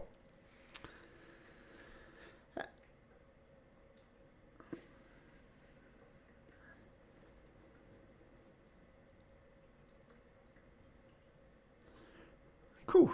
So how many pears did you eat, Claw? You sound that you were munching down on them.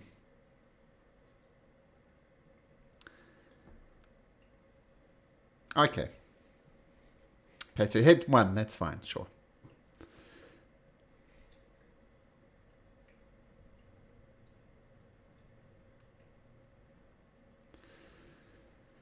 Oh. Hmm. 1, 2, 3, 4, 5, 6. Well, that times 6. 60. There's 60 pieces of fruit there. Yep, 60. Okay.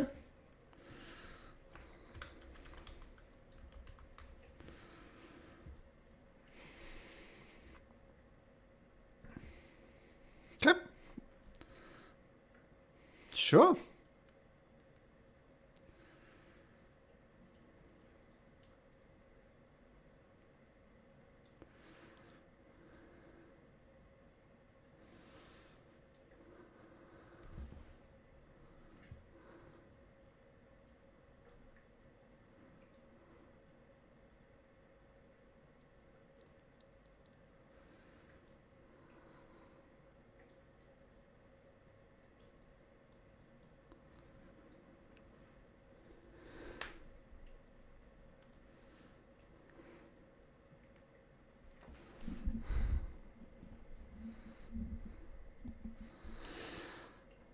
I have my suspicion about where that wrong corridor leads to.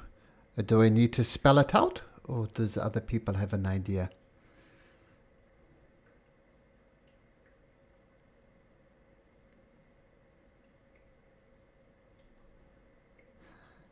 The one where the mummy went. A long corridor.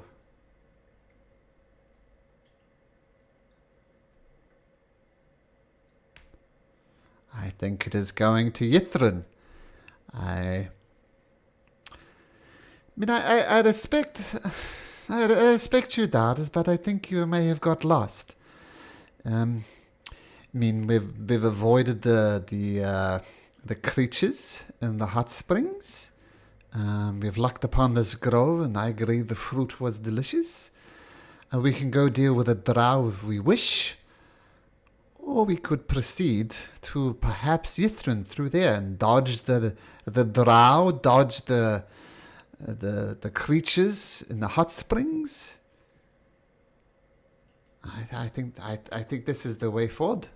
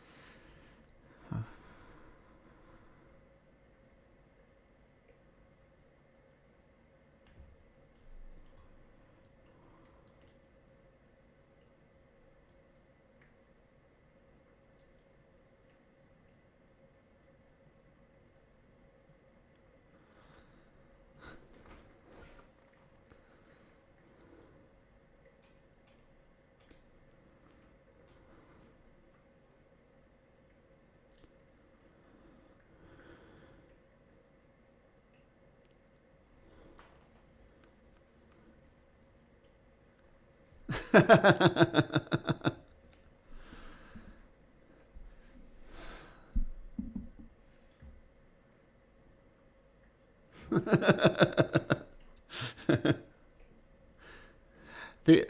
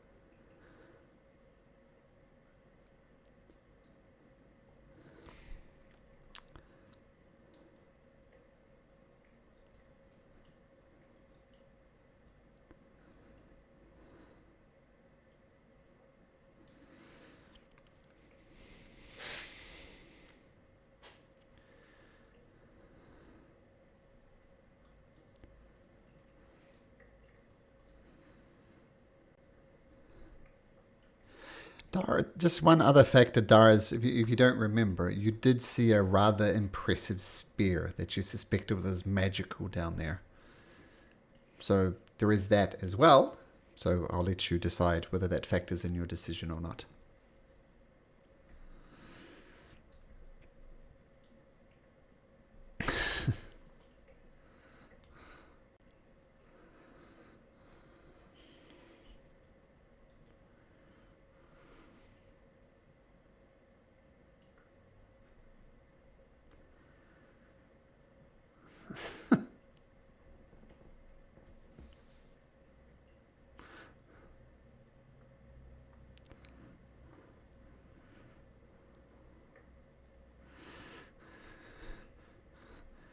I mean, it is not to say that every weapon we find is accursed.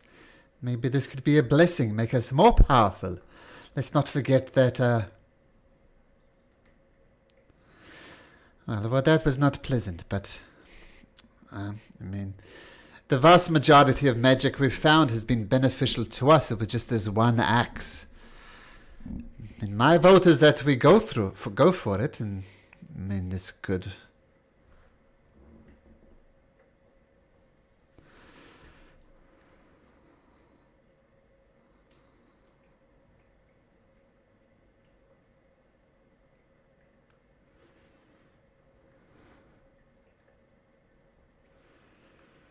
Well, that is fair, I think.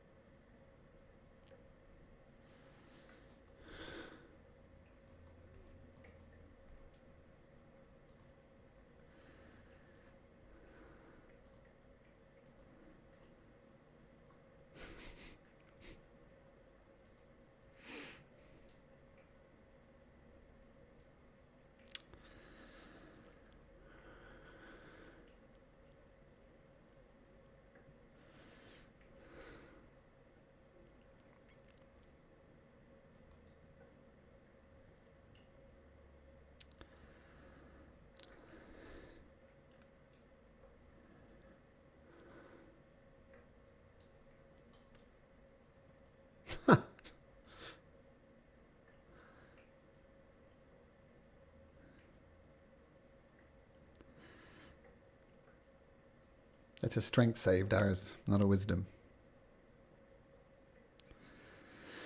Nope. He's not mocked. Like, what is happening? We're supposed to be working as a team. Fireballs between the legs. Mocking Darius with his magic.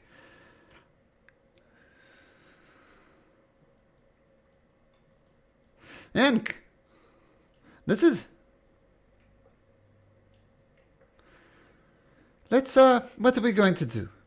We're going to go confront these owls, potentially not being stabbed in the back, potentially getting a powerful magic weapon. There's these babbling creatures that cave to the south, or perhaps we just go straight for Yithrin. We need to make a decision.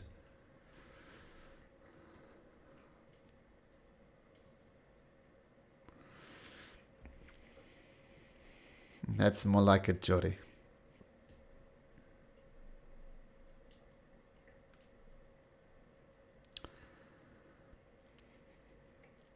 Mm-hmm.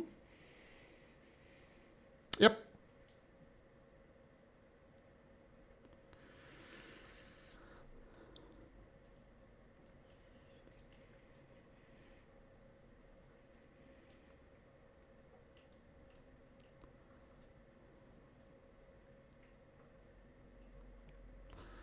I'm not saying it will, I'm saying it's worth investigating. Maybe you could have a sneak down there, Claw. Maybe we can see what our options are.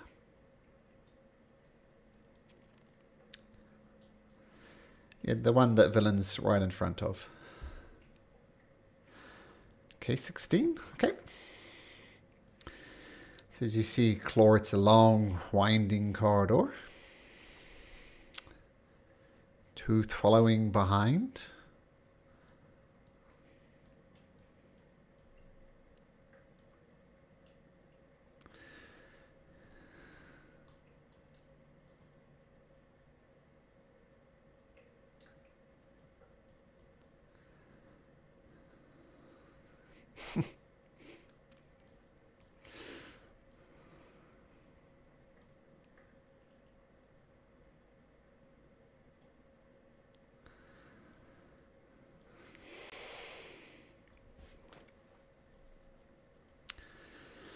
All right. I'm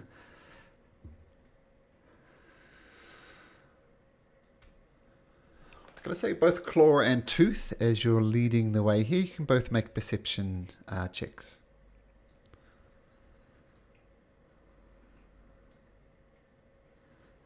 So I'll take the first roll there, Claw, 26 and a 29. You both hear echoes of faint muttering. Are not close enough. You don't make out what it is, but it's something not... I mean, it's very faint at the moment, but you do hear it. Even if you could understand the language, it's so faint that you don't.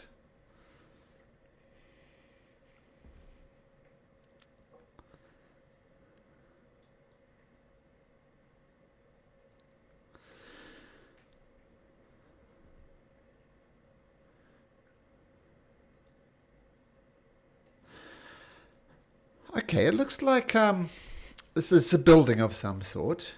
Most of it has collapsed. So these walls, I assume you can see through those walls. Yes, so these were once walls, but they're collapsed. There's statues here of wizards of some description. So you could easily move across the top of this, and that would be fine. And you also see just a peek. There's a corridor just around the corner here as well. And did you cast Aid on Darius, Islani? And Death Ward on someone? Who's Death Warded? Oh, yourself. Okay, great.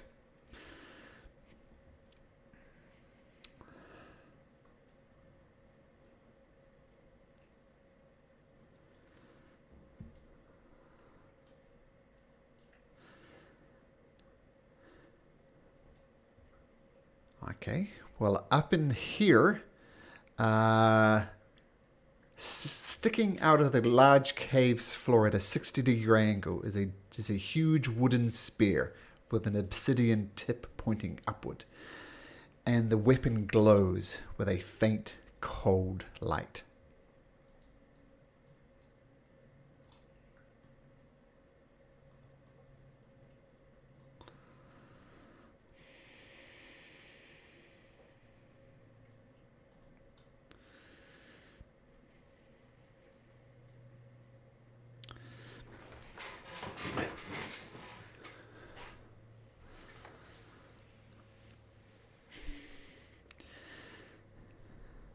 I'll drag you across, Fluffy.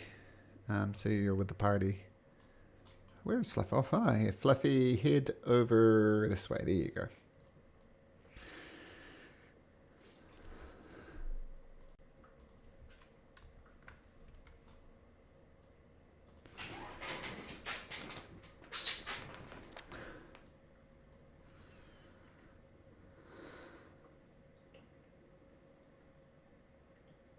Okay.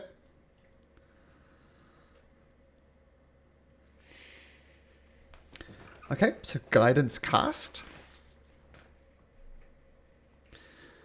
Okay. You reach out.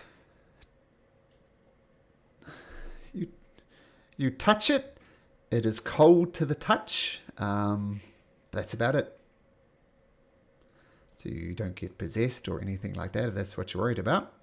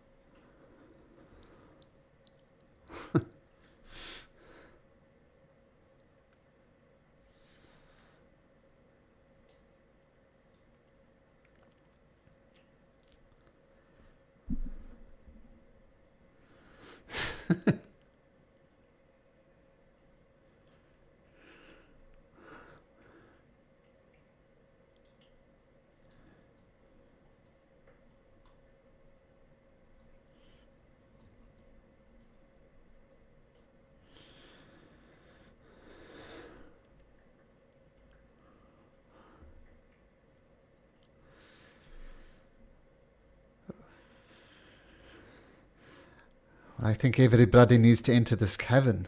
And if you are going to take 10 minutes, I mean, this is an easily defensible place.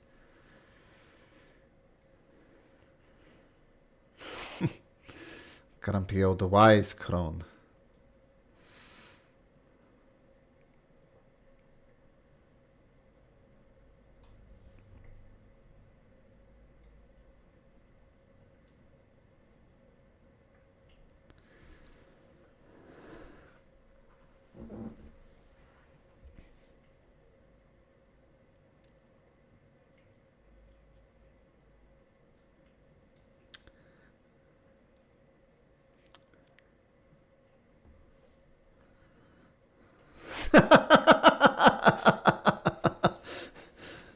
You okay? You okay, Christine? It's not real.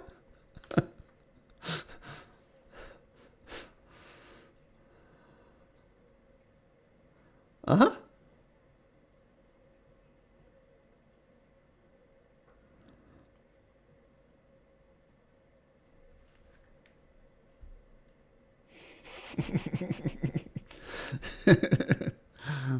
Fair. So, are you ritually casting jury?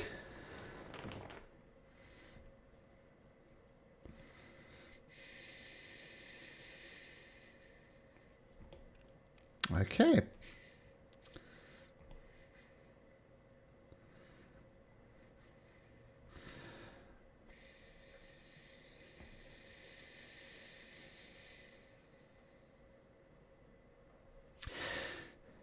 Okay. Well, let's say you spend your 10 minutes focusing on it and trying to extract the magical energy from it. And yes, the spear is magical. You know that it was used to hunt white dragons. And you know that the bearer of it will gain great size and great strength, comparable to that of a frost giant.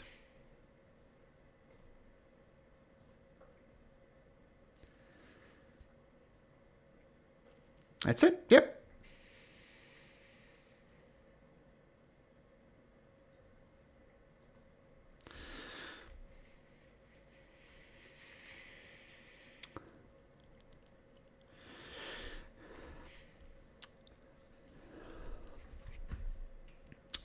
Nope. No. You just know that the bearer of the spear will create great size and great strength. Yeah, very much along the lines of a frost giant.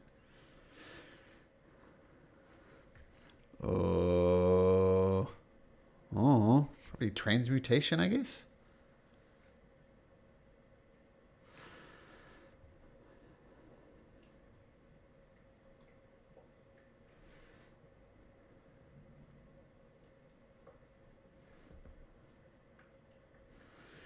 And you feel that only certain people could pick it up as well. Like those magically inclined, not so much. Maybe a barbarian, fighter, monk, ranger, something like that. Well, Fluffy Beans, perhaps you could grab this spear. Seems to be about your size.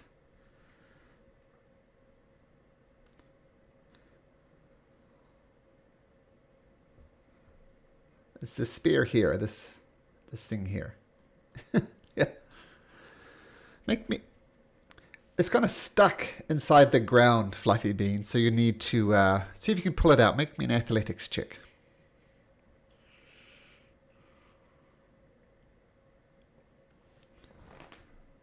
Okay. Okay, so you can add a D4 onto that, Fluffy Beans.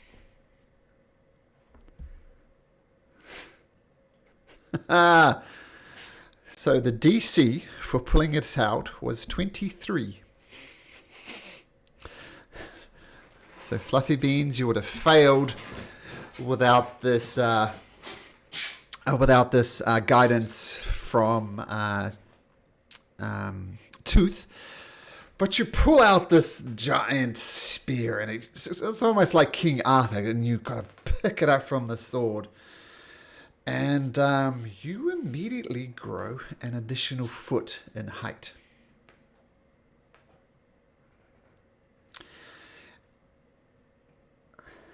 Yeah. And you feel strength just surging into you. Oh, this feels good. And you get even bigger. You get bigger. You get bigger. You get huge. You grow to a full 21 feet in height, and your strength score is now 23, Fluffy Beans.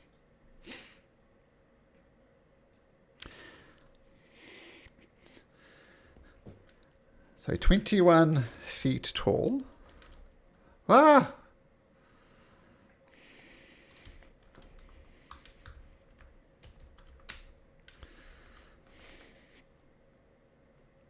Yeah, so your strength is 23 now, Fluffy Beans, and you're 21 feet tall.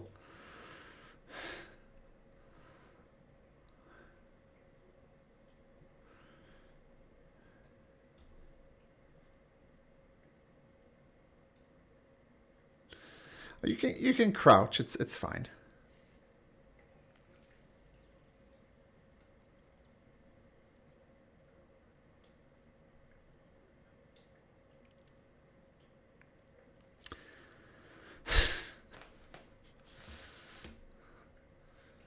Do you try to put down the spear?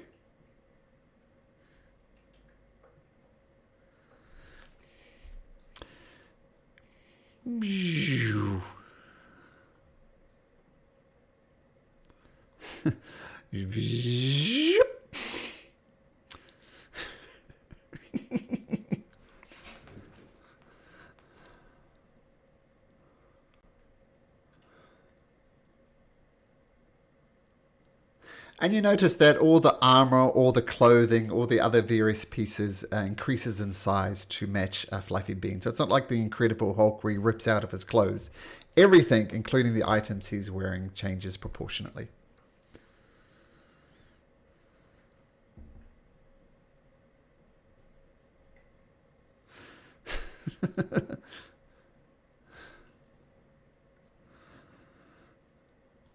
I'm no longer feeling comfortable standing this close. I'm seeing things I'm not supposed to see.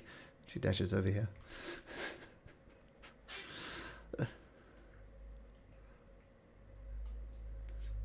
Fluffy? What's Fluffy wearing?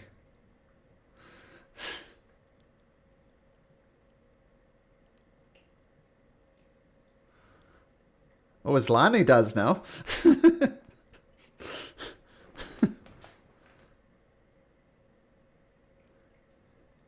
Not...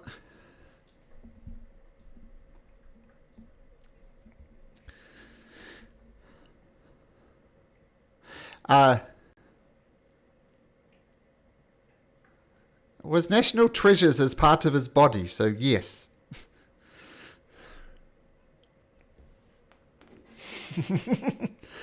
So mechanically, Fluffy, it's just your strength is 23. You don't get the 2d4 damage as Claw was suggesting. Just strength of 23.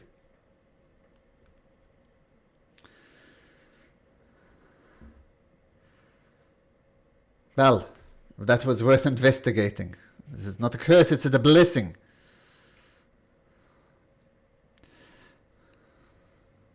It's a spear. It's just a normal spear. Apart from this, apart from your size and your strength, there's no additional properties. It's just a strength and a size. No +1 spear, nothing like that.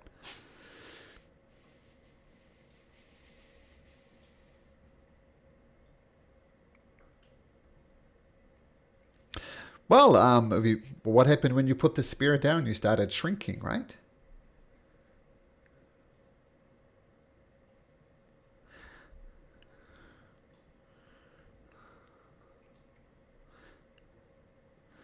Let's have a look.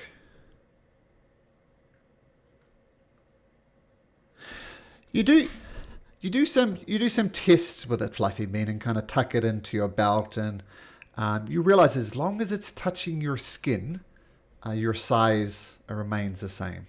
So you could very easily like tuck it into your back. As long as some portion of the spear is touching your skin, you gain all the benefits of the spear. So in other words, yes, you can use your great axe.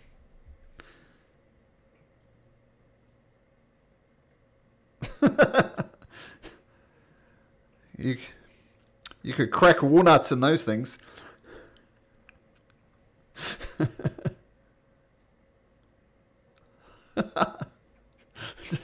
just the butt.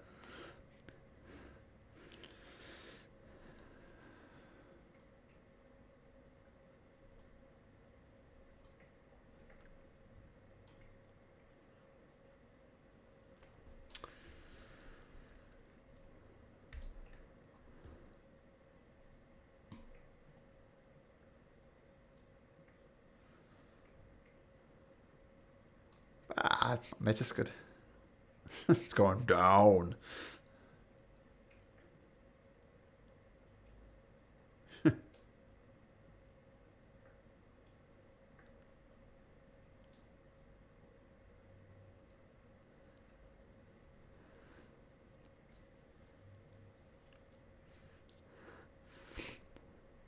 Yep.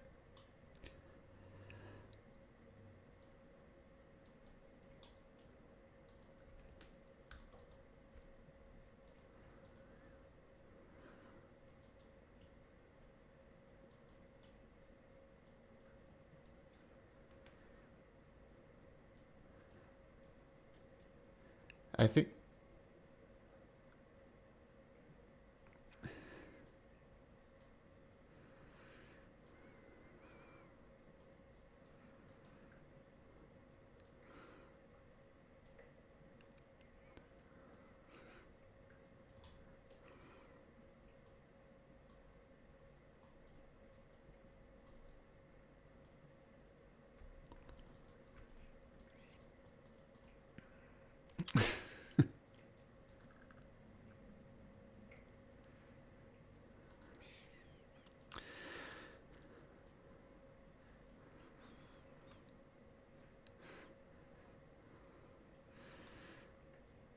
Are we not?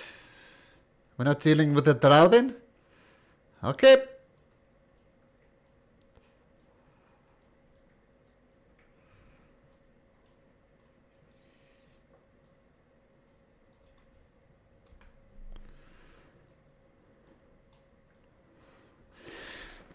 So you guys following the long cave?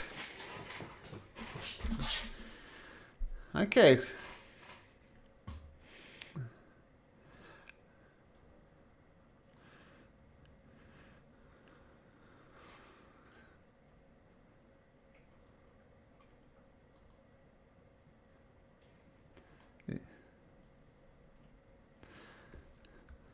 Okay, let me just get doing some things behind the scenes there. So, you see, as you peer down there, is Lani going the wrong way to Yithrin. But what you see in there is there's icicles. There's some of the growing to a length of 5 feet or more. What is this, the right one? Yes, embedded in the south wall is a cylindrical dome building made of seamless black stone and decorated with faintly glowing constellations. Am I reading the right one?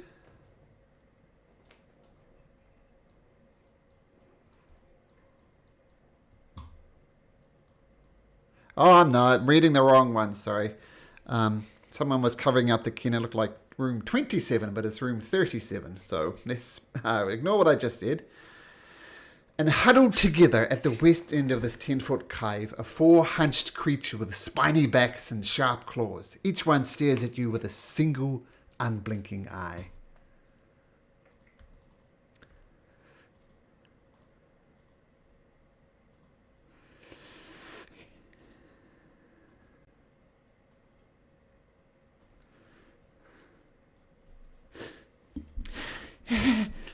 Netheries. Yithrin, no mind, no body. Floating hands, Bigby hands. Mithila, the spindle, Rituals aspire, wizardry. Tarask. That's what you hear them saying. Everybody make a history check.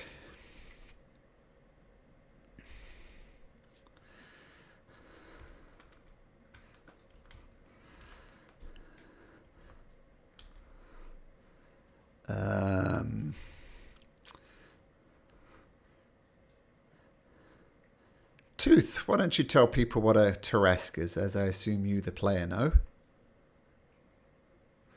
Oh, really? Does Jory, Matt, know what a Tarask is? What were you going to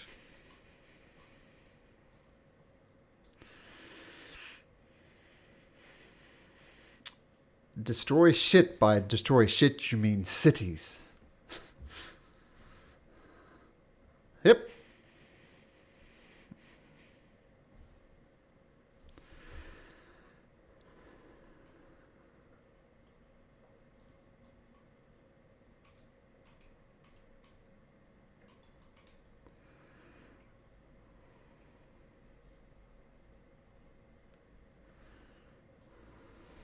Godzilla.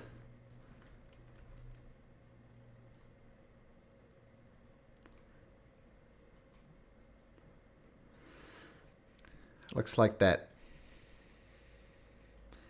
And 50 feet tall, 70 feet long. It's just to give players perspective, a challenge rating of 30.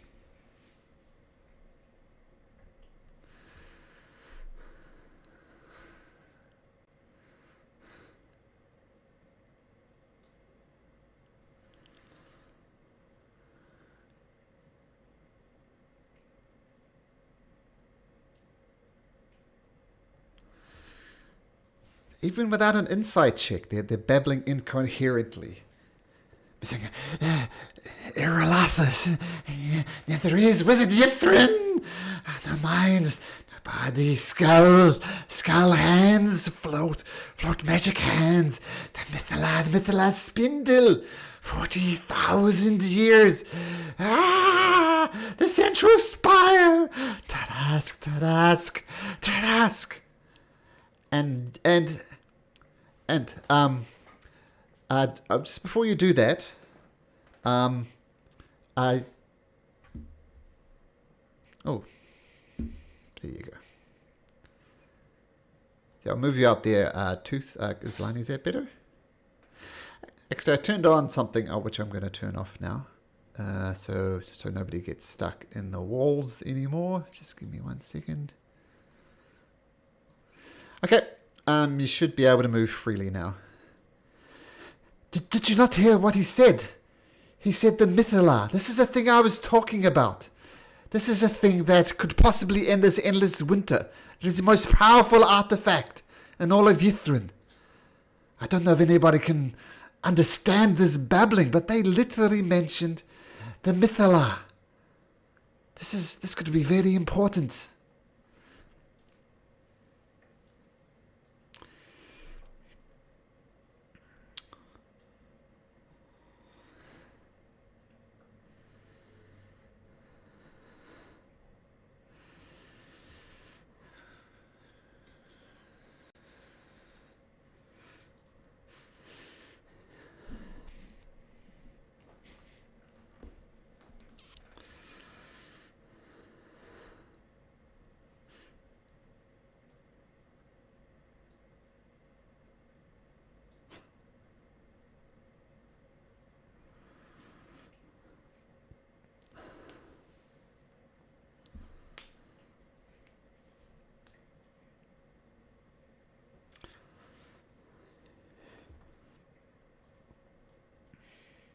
Saying the Mithila could possibly end this endless winter.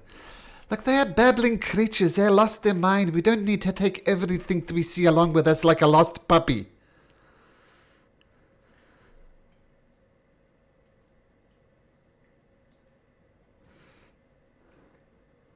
Oh, I couldn't agree more. Let's go.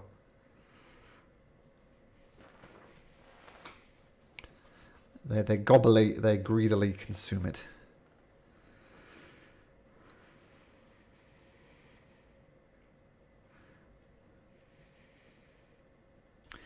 Okay.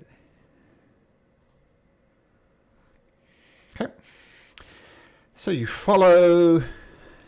Let me just check everything is right before I send you over here. Okay, so you follow this narrow cave down for a while. And what level are you guys? You're 9. So take a moment to level up.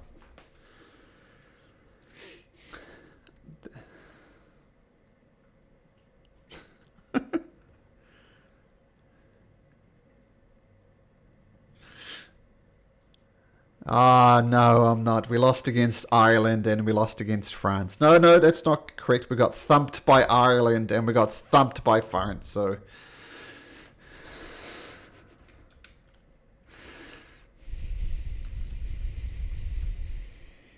Nice.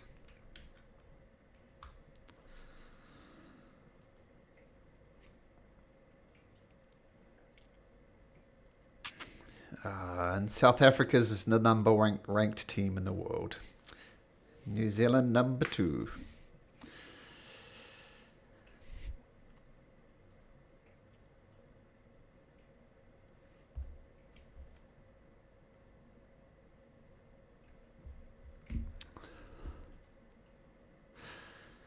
Yeah, pretty good fluffy, above average. It's good.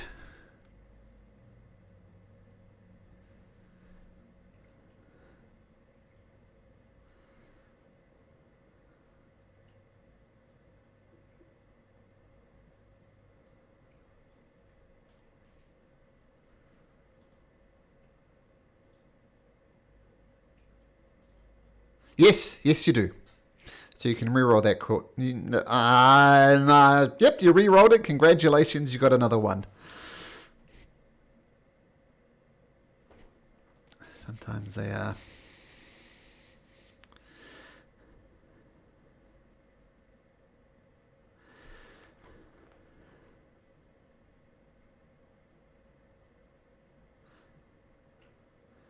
Just because I'm bored, I'm going to do a random attack with the Tarrasque.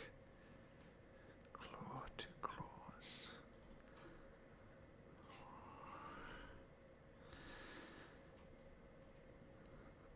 5.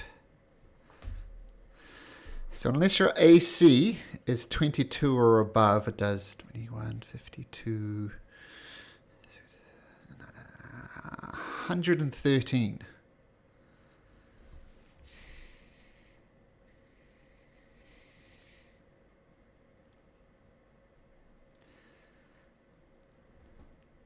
Yeah, it's they say in the text for the Tarrasque, it's a good thing to throw at level 20 characters. It'll give them a challenge.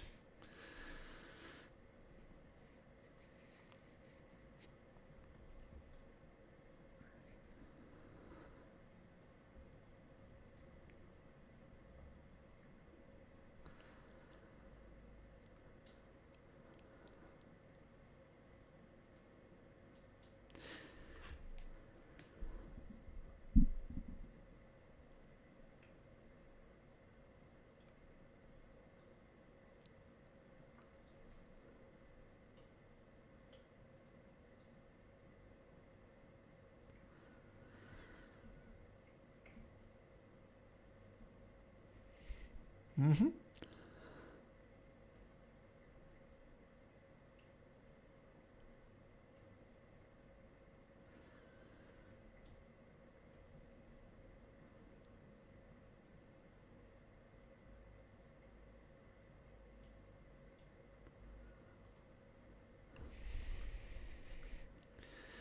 Here's another interesting thing for the Tarrasque.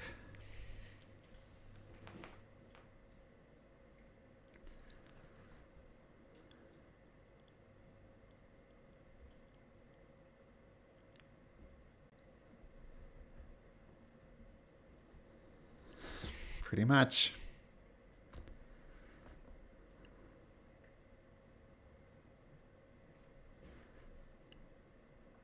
That's just for ranged attacks, though. Like the polymorph, could work. Of course, it has legendary resistances, because that's what it would do.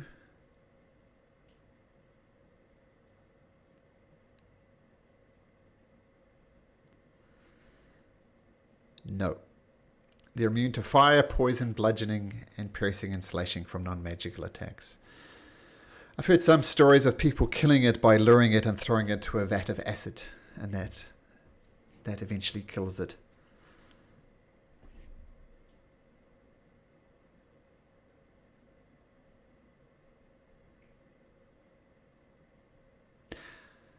Oh, I see. Ah.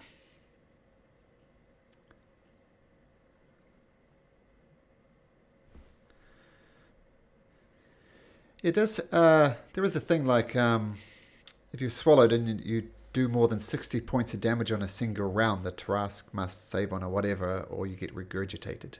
I think it could just spit you out anyway if it wanted to. Anyway, hard. Okay, is everybody leveled up?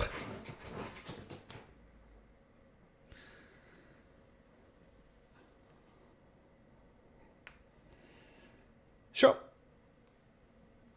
No problem.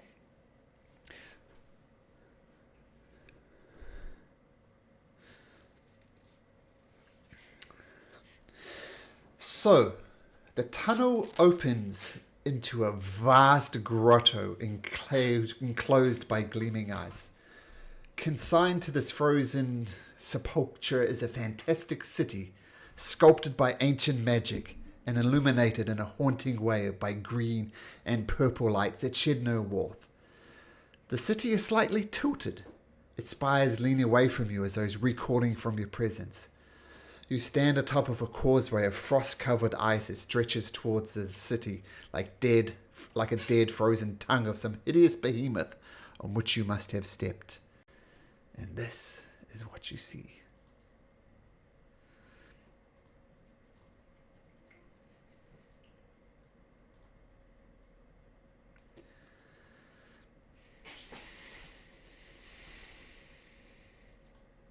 That's pretty cool. Yeah, Remember that upside down tower where the guy turned to goo? Looks exactly like one of those.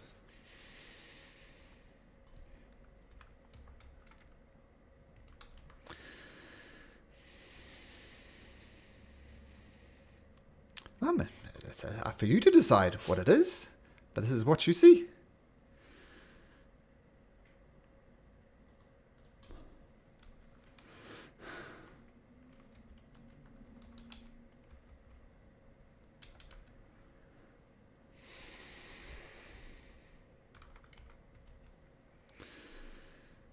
You do? Mm-hmm. I mean, as I said, that this place is well illuminated by these lights that are just scattered around here, which is why you can see so far.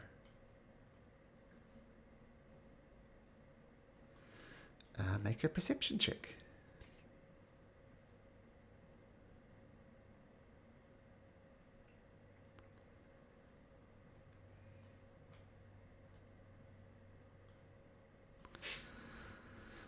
Nice.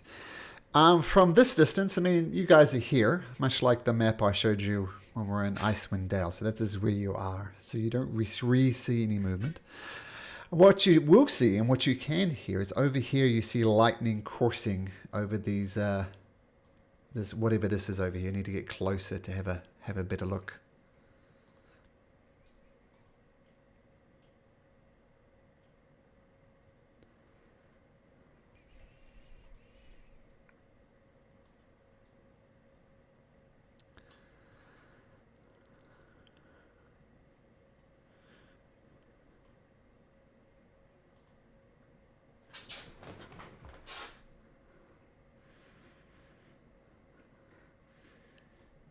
I mean, this is, yeah. It's been very quiet the whole session. Maybe turn up your volume. It's more atmosphere stuff. I mean, I'll do a battle. Do you hear this battle? Coming in any second.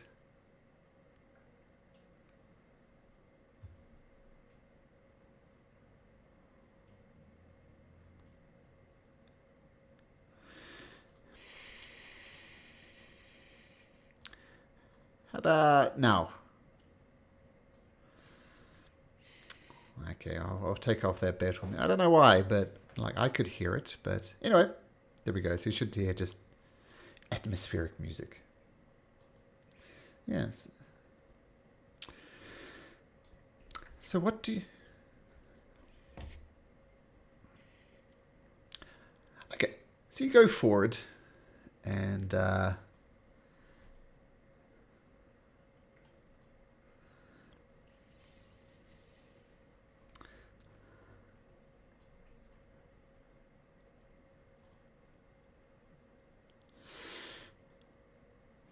I mean, you don't see any movement. Yeah. I mean, Islani had a good search around, and the most obvious thing was this crackling thing over here.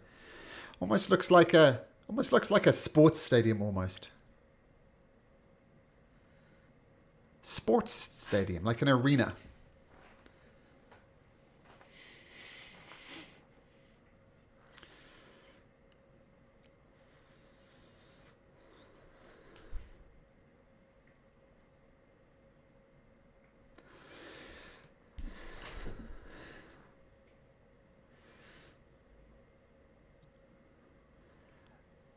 That glowing orb at the base of the large tower, I am sure without a shadow of a doubt, is the Mythala.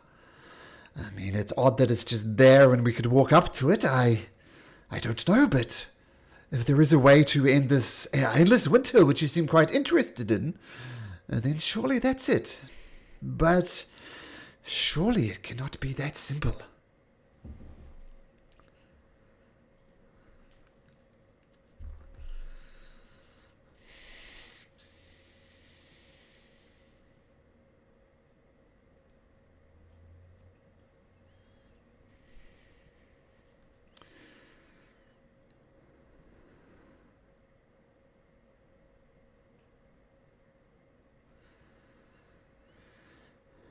Okay, so you wander past this.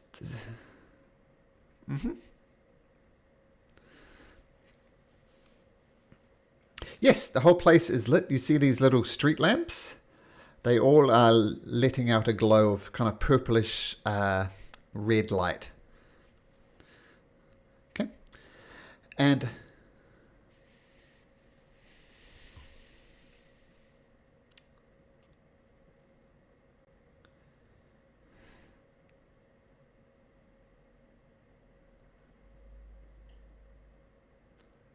Claw?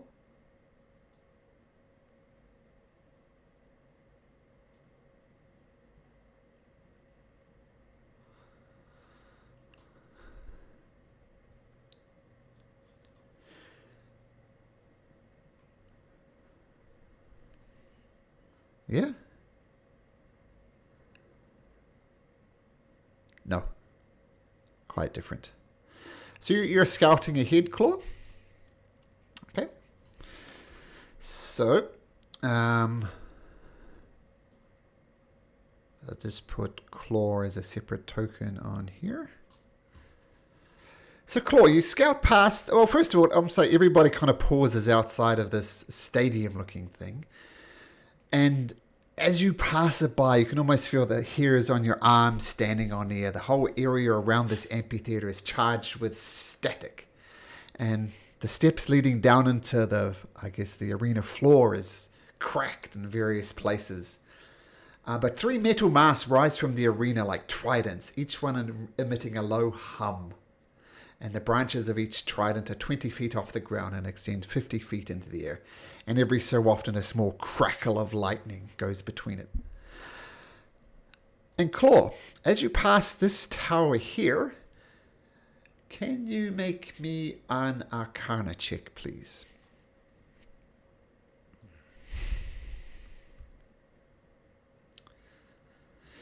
Yeah, you see some runes on this cave's exterior, and you look closely, but you can't make head nor tails of it.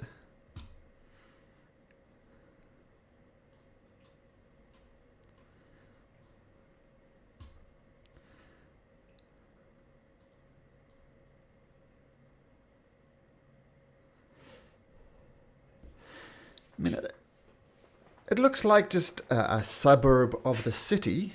And you see, you glance into some of the buildings. Most of them are just cracked and abandoned. And you notice this thing to the north, though, looks like some type of museum, perhaps. And this here looks interesting as well. It's some type of spire. And it's more than 100 feet tall, so quite a large tower, but it has a rotating glass chamber hovering above its ruined summit. And 4 pointed pillars clutch the chamber's walls, giving the appearance of a colossal floating crown. And you see there's an entrance to it at the base here. You could go up there if you like.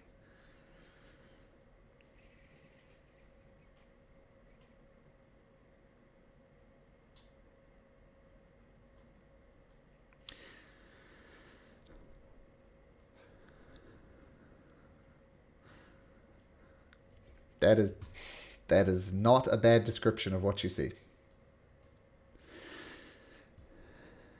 But you see through the door there's a spiral staircase heading to the top.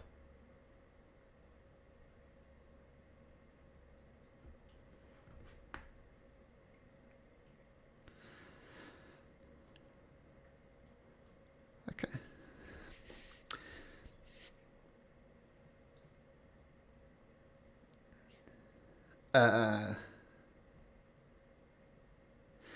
Yeah, so you go right to the top of the spire, and you're kind of on a platform, and this thing that's rotating above you is like about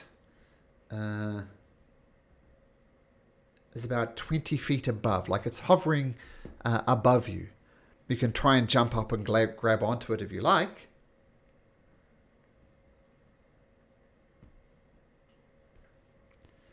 Like, I move your token like it's not, this part here is not actually attached to the tower. But you're standing here and you could jump and catch it if you like.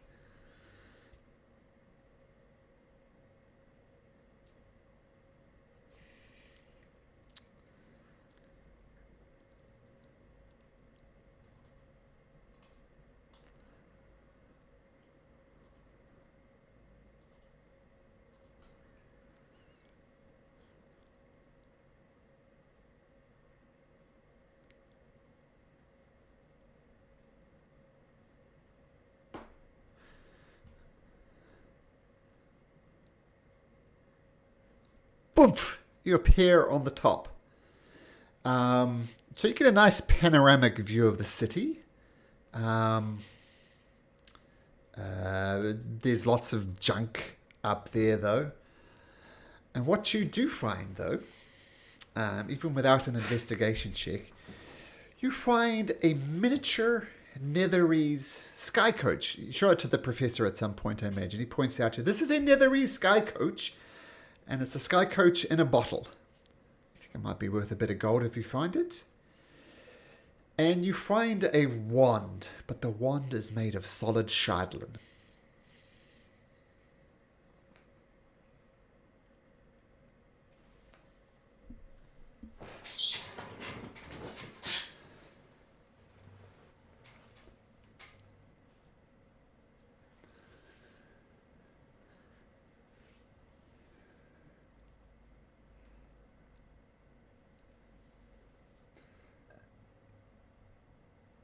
Yep, ship in a bottle.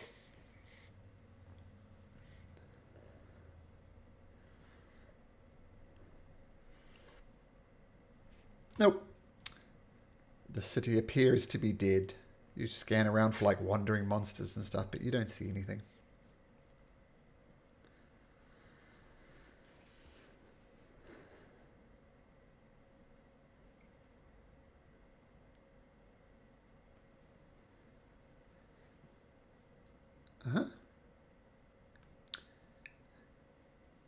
I mean, you can do that. It is spinning.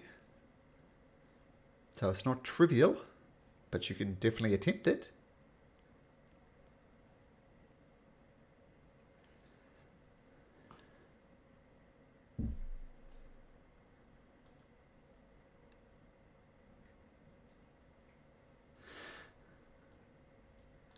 You're going to attempt to use the rope.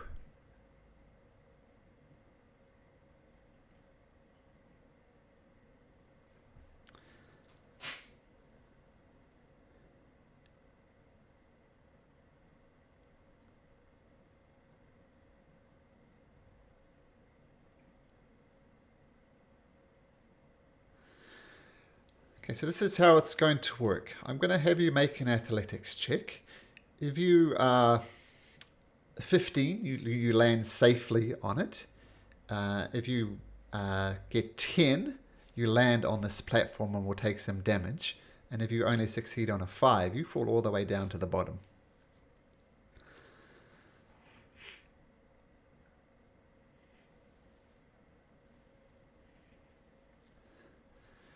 So 5 or under bad, 10 or under, or 5 or under extremely bad, 5 or under, or 10 or under slightly bad, 15 or above.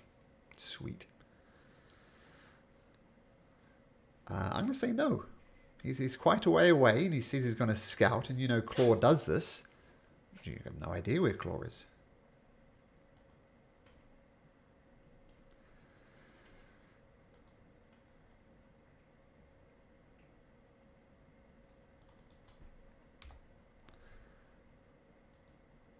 Okay. I assume for strength. Okay, so advantage.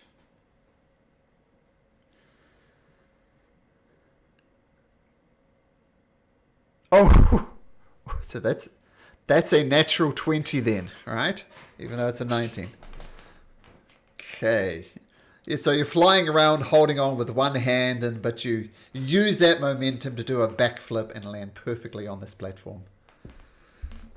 Because otherwise it would have been that much damage. Oh, it's a terrible roll. Oh, that's an average. You descend the tower. Vroom. Okay, what are the rest of you guys doing while Claw's up to shenanigans? You just waiting for him? What are you doing?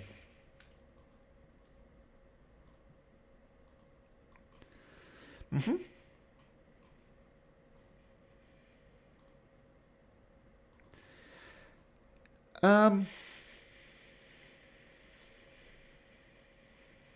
Yeah. There we go. No. It's not Goat Ball. It definitely looks like a Yes, not Goat Ball. And good point, Tooth. Any of you who had reduced hit points from the Null Vampire, the long rest has restored your lost hit points. So anybody who lost permanent hit points, they get them back. Good point. Yeah, Jory looks like nothing you've ever known. I mean, it looks like a sports stadium with the seating around here and these odd-looking goalpost type things.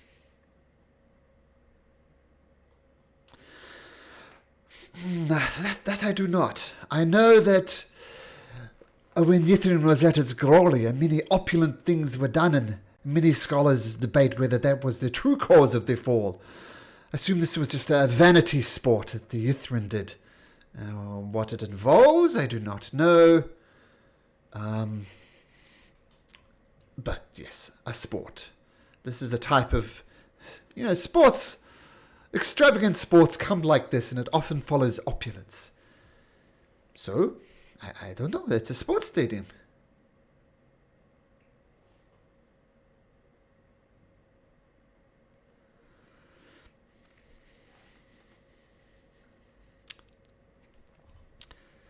You're going to go into the stadium? Look around? So Slani goes in here. Okay, so it's Slani and Tooth inside of the stadium. A dome of crackling energy envelops the stadium. The shimmering head and the shoulder of a woman blink into existence above the arena floor. Electrical currents course over her and her metal teeth, and her form stutters and flickers as she speaks in a strange language. You do not understand it, Aslani. You did not understand it, Tooth. But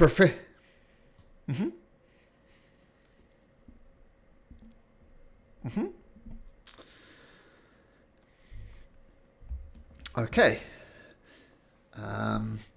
So, a new challenger enters the arena.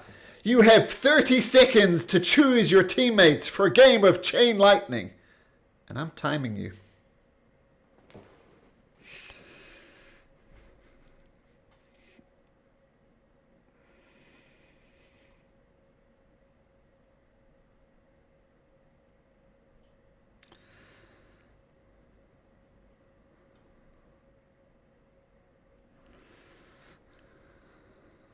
Yep. Jory goes in. 4, 3, 2, 1. All right. You're trying to leave the stadium?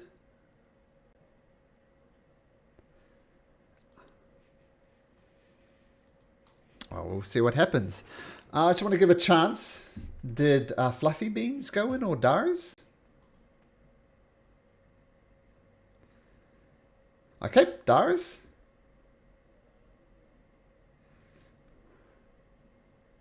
Okay, so the only person who stays outside is Villain. You're all mad, jumping into things. So, there's 6 of you down there, I believe, or 5, 6. Everybody's down there except Villain, so 6. And you all gather around, and you see on the other end of the stadium 3 creatures that look like this. If you look inside of the Roll20, they appear, and there's 6 of them as well, and they take up their position at one end of the stadium. It seems that way.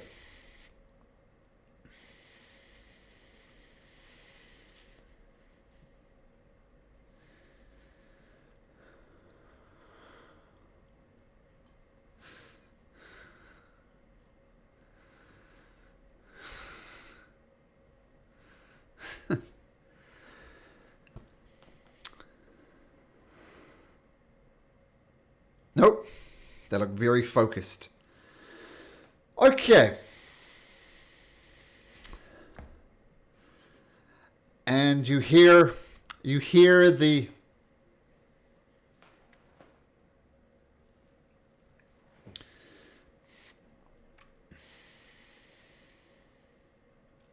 Yeah, everybody.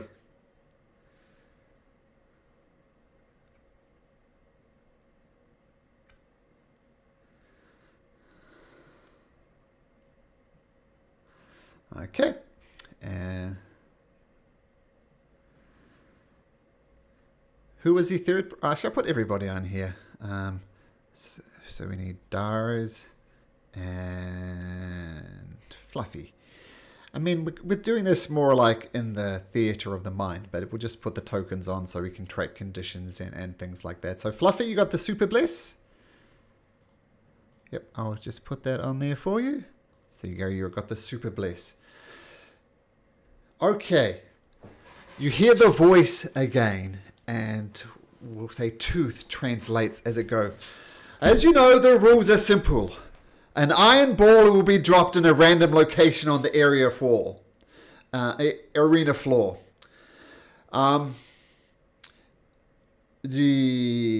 player struck by throwing a ball is eliminated and teleported to the sidelines.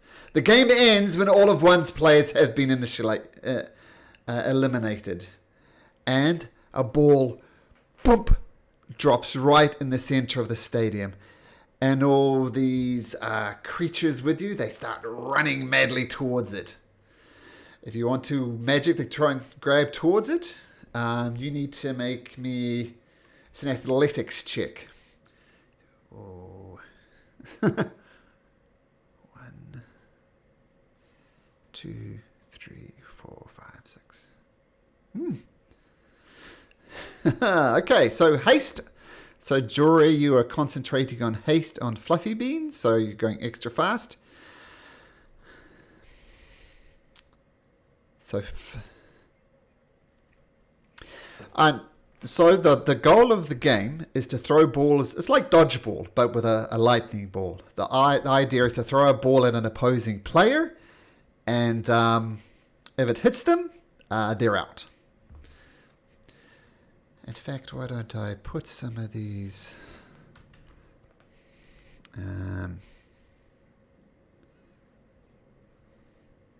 it's athletics. It's to try and grab the ball.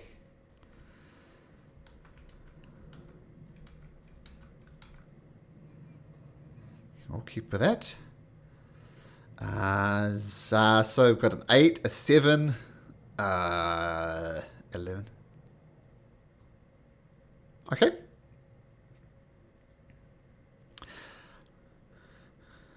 Okay, with the...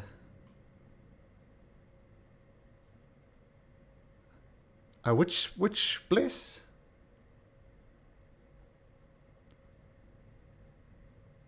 $19. Okay.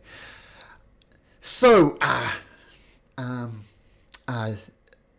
Claw is by far the quickest, and he rushes and grabs the ball. But one of the Galvan mages beats you. Two of them rolled a natural 20 on the check. So the Galvan just gets there just before you, Claw, and has this chain thing in a ball. And, yeah, not. Mm-hmm.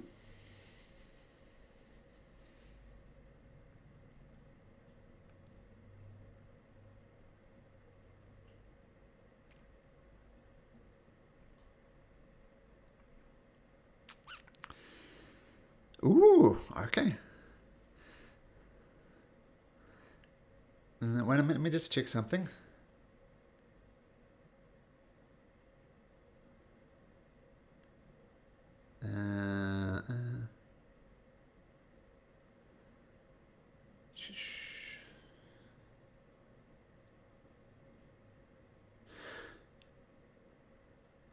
Okay, so Claw, you do go up thanks to the blessing of Aldarth, and you've got this thing in your ball. And it's also explained to you that if you pass the ball to another player, or if you throw the ball through these magical goalposts here, it gets imparted with a magical charge. And if you hit a creature with a magically charged ball, and hit them with the ball, they will be eliminated. So, you've got the ball. You know if you hit them with the ball at the moment, you won't get them out. It needs to be an electrically charged ball.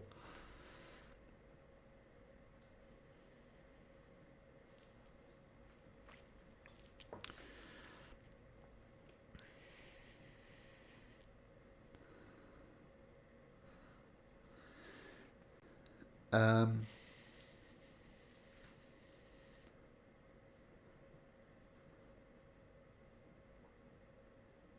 oh, yeah. Despite me running this campaign 3 times, no one has actually done this, so apologies, I'm a little bit hesitant about this. But, so the ball is, we'll just do this once again, theatre of the mind. So the ball is being passed back and forth, and I need everybody to make me an athletics check. Everybody down there to make me an athletics check.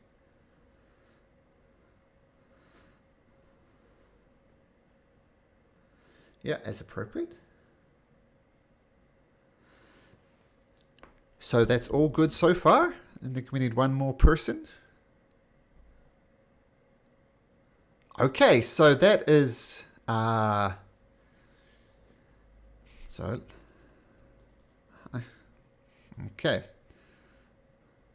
1, 2, 3, 4, 5, 6.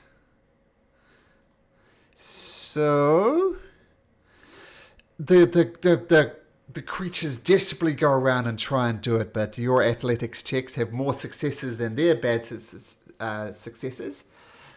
So, I'm going to say the ball eventually ends up in the hands of 1, 2, 3. Jory, you see a shot. You can hurl you pass it between the goalposts. It gets an electrical charge on it, and you see one of these Galvan mages just getting ready to... that you can take a shot and maybe eliminate them. I need you to make a ranged weapon attack, just a general one. So unless you're proficient in thrown weapons or something like that, as long as you're proficient in a thrown weapon, you can just make any old random attack with your with a ranged weapon, just to simulate throwing it.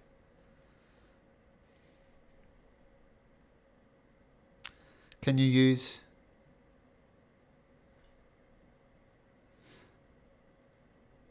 Yeah, you're right.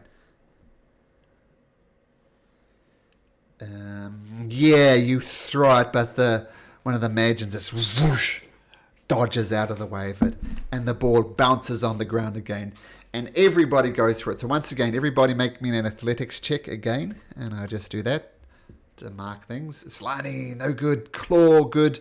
Fluffy Beans, good. Jury, good. So that is... Fluffy. So 1, 2, 2. So let's see if the Magians get it. I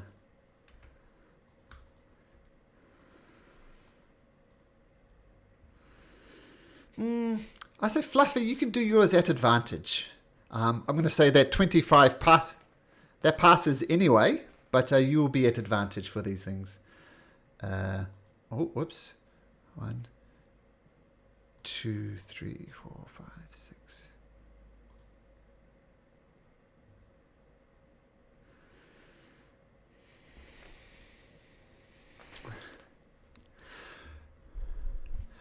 Okay, I'm going to say the person with the highest athletics is going to grab it. So Fluffy Beans.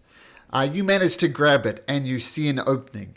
Make a ranged weapon attack with anything you have and see if you can hit one of these magians and take them out.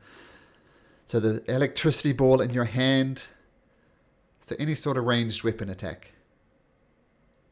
Like a javelin would work, yep. You could just roll a d20 and add your proficiency and your dex. That would also work. Oh, sorry, strength. So no, strength. I take it back. It's a strength.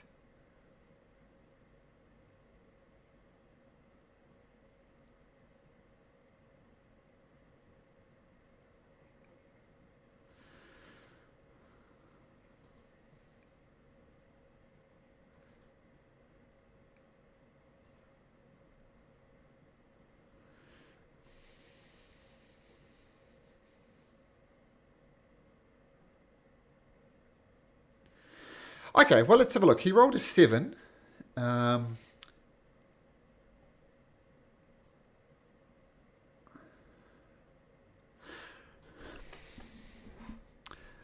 Bottom line, it hits. Roll me a d6 if you'd be so kind, Fluffy Beans. You clonk this guy in, and one of the Galva mages, you clonk him right in the temple, and he is eliminated. But as it bounces off its skull, the ball scatters around the stadium again. Once again, everybody to make me an athletics check.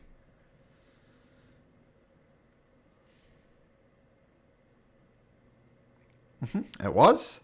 Yep. So I'm just saying, during the course of this particular combat, at some point it gets thrown between the posts and gets electrically charged. Jory, not good. Fluffy Beans, good. Dara's good. So that's one failure. Claw. Don't forget your Bless. No good. Oh, 17. Sorry, 17 good. Slani good.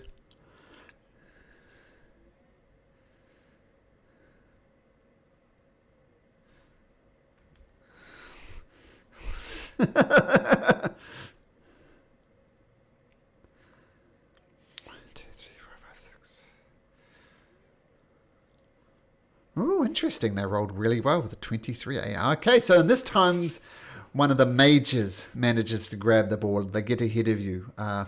Say this guy. Yeah, so. And I'm going to choose a random person. 3. So this one comes straight for you, Jory. And we'll do this. And it rolls a 23. And does 1. And you are out, Jory. Boom. Clocks you in the head. And sure. Just make it DC 10, though. It's very minor damage. Not even. Yeah, you're fine. So the haste is still on. So, after it bounces off Jory's head, bounces around the stadium, everybody scrambles for the ball again. Another athletics check, please. And Jory, obviously, you're out.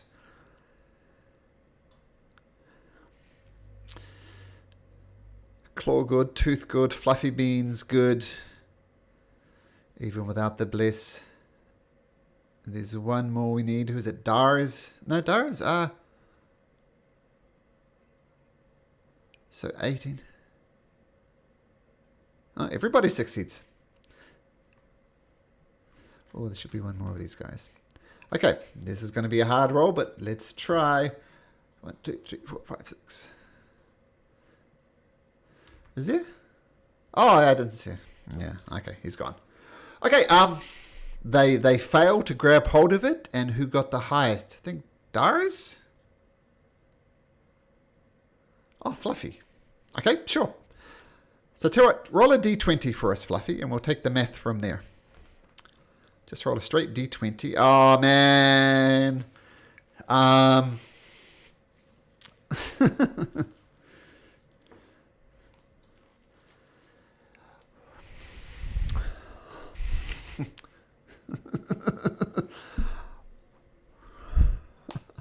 Roll a d20, Fluffy, and don't roll 5 or lower. Roll it again.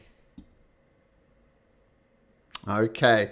So as Islani is babbling along, pass it to me, you panic and pass it to her, but you throw it too hard. But Islani, luckily you dodge underneath it, and the ball bounces around on the stadium. Well done, Fluffy. You did not eliminate your own team player with that natural 1. The ball bounces around the stadium. A mad scramble on it again. Athletics check from everybody again. Ooh, Sliny, no. Claw, you're fine. Jory, no. Darius is good. What did Fluffy roll? Waiting for it.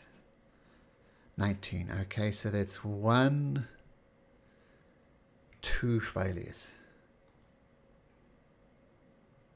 So 5. So 1. That's a success. That's a success. That's a failure. Failure. Failure. Okay, so let's say Dars, you grab hold of it this time. You see one of these Magin. Just so make a ranged attack roll.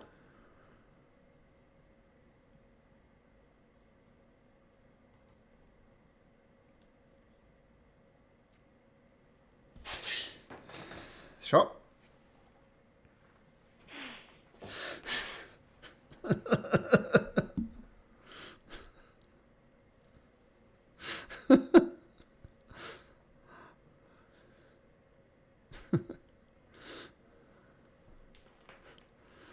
Miss Lani is haunted by those years at school when she was picked last.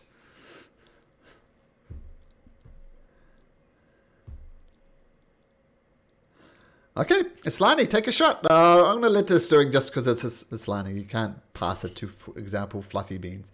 But Islani, you can take a shot. Ranged weapon attack. Sure.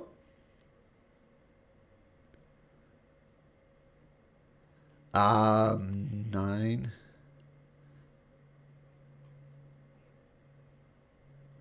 It's a 10.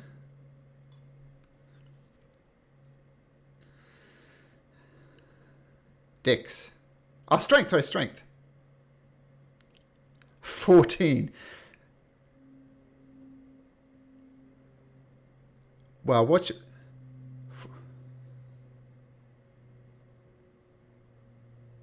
14. Okay. So you get up and man, this is your moment, Islani, being picked last for all those years as you were studying and growing up. This is your moment. And you line up and throw it at the Magin and he's looking straight at it and he almost gets cross-eyed, but just at the last moment, boom, he dodges to the side and it misses. And the ball bounces around on the ground again. Make another athletics check. Tooth, that's a failure. Dars, unless you got a... Is Dars? No, he doesn't. Dars fails. Jury fails. Does Claw fail? Hey, Jury, what are you doing?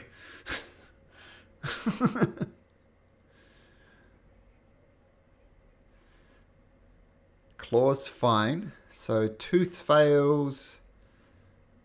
Just tooth. Just tooth. Okay, let me roll for them. 1, 2, 3, 4, 5. Okay, Fluffy Beans, looks like you again. So roll a d20 and we'll resolve it from there. Boomf, even without, as long as you have a +1 modifier to that, boomf. Another one of these guys gets eliminated, knocked round for the rings. And once again, the ball bounces around the stadium. Everybody.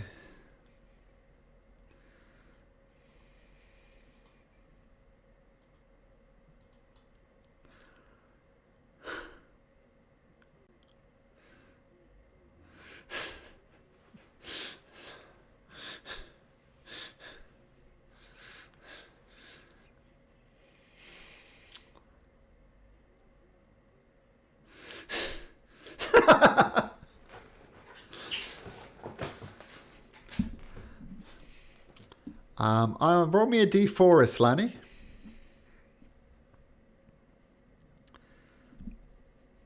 Everybody can have a 4 to their roll with Islani's cheering you on from the sideline. So, let's have a look. Fluffy, good. Claw, good. Oh no, you either do this or you don't do anything.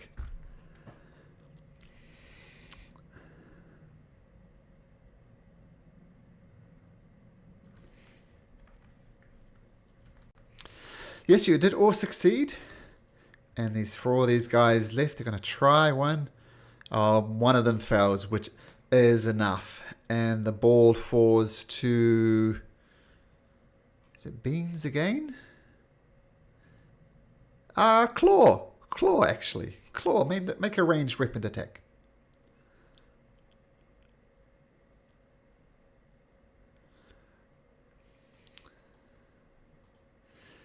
Boomf. Down it goes. Okay, ball bounces around the stadium once again. Gets electrically charged. Everybody make an athletics check. Fluffy Beans, good. Tooth, good. Oh, maybe not Claw. Claw with a blessing it does. And so you all succeed, even without the cheering. Man, this is turning into one-sided. They all need to succeed to make this work. Success, success, success. I'm going to roll a d8 on a 7 or 8. They get the ball. You guys get the ball. And we'll say, Dars, you grab the ball. Take a shot. Make a ranged weapon attack.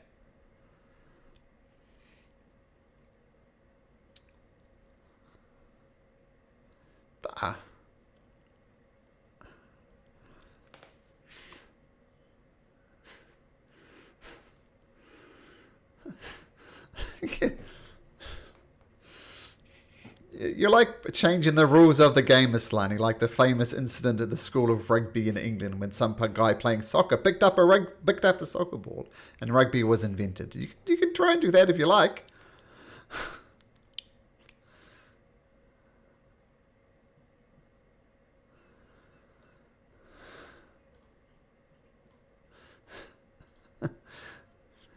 Okay.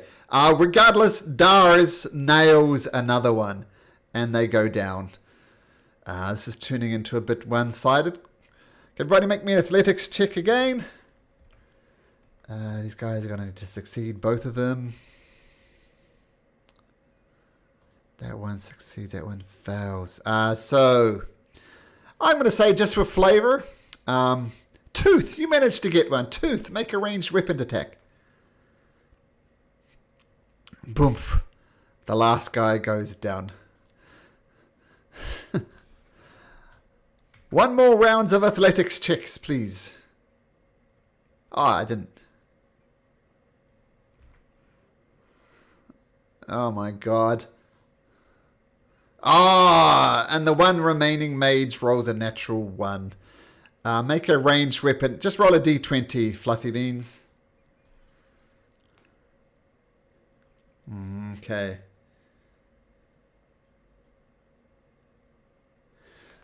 Okay, so there's a trophy appears. I have to do this quickly because I need to leave in just a moment.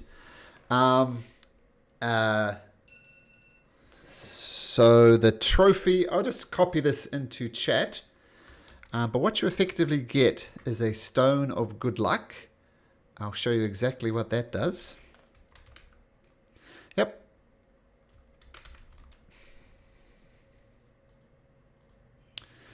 In case you don't know what it does, that is what it does.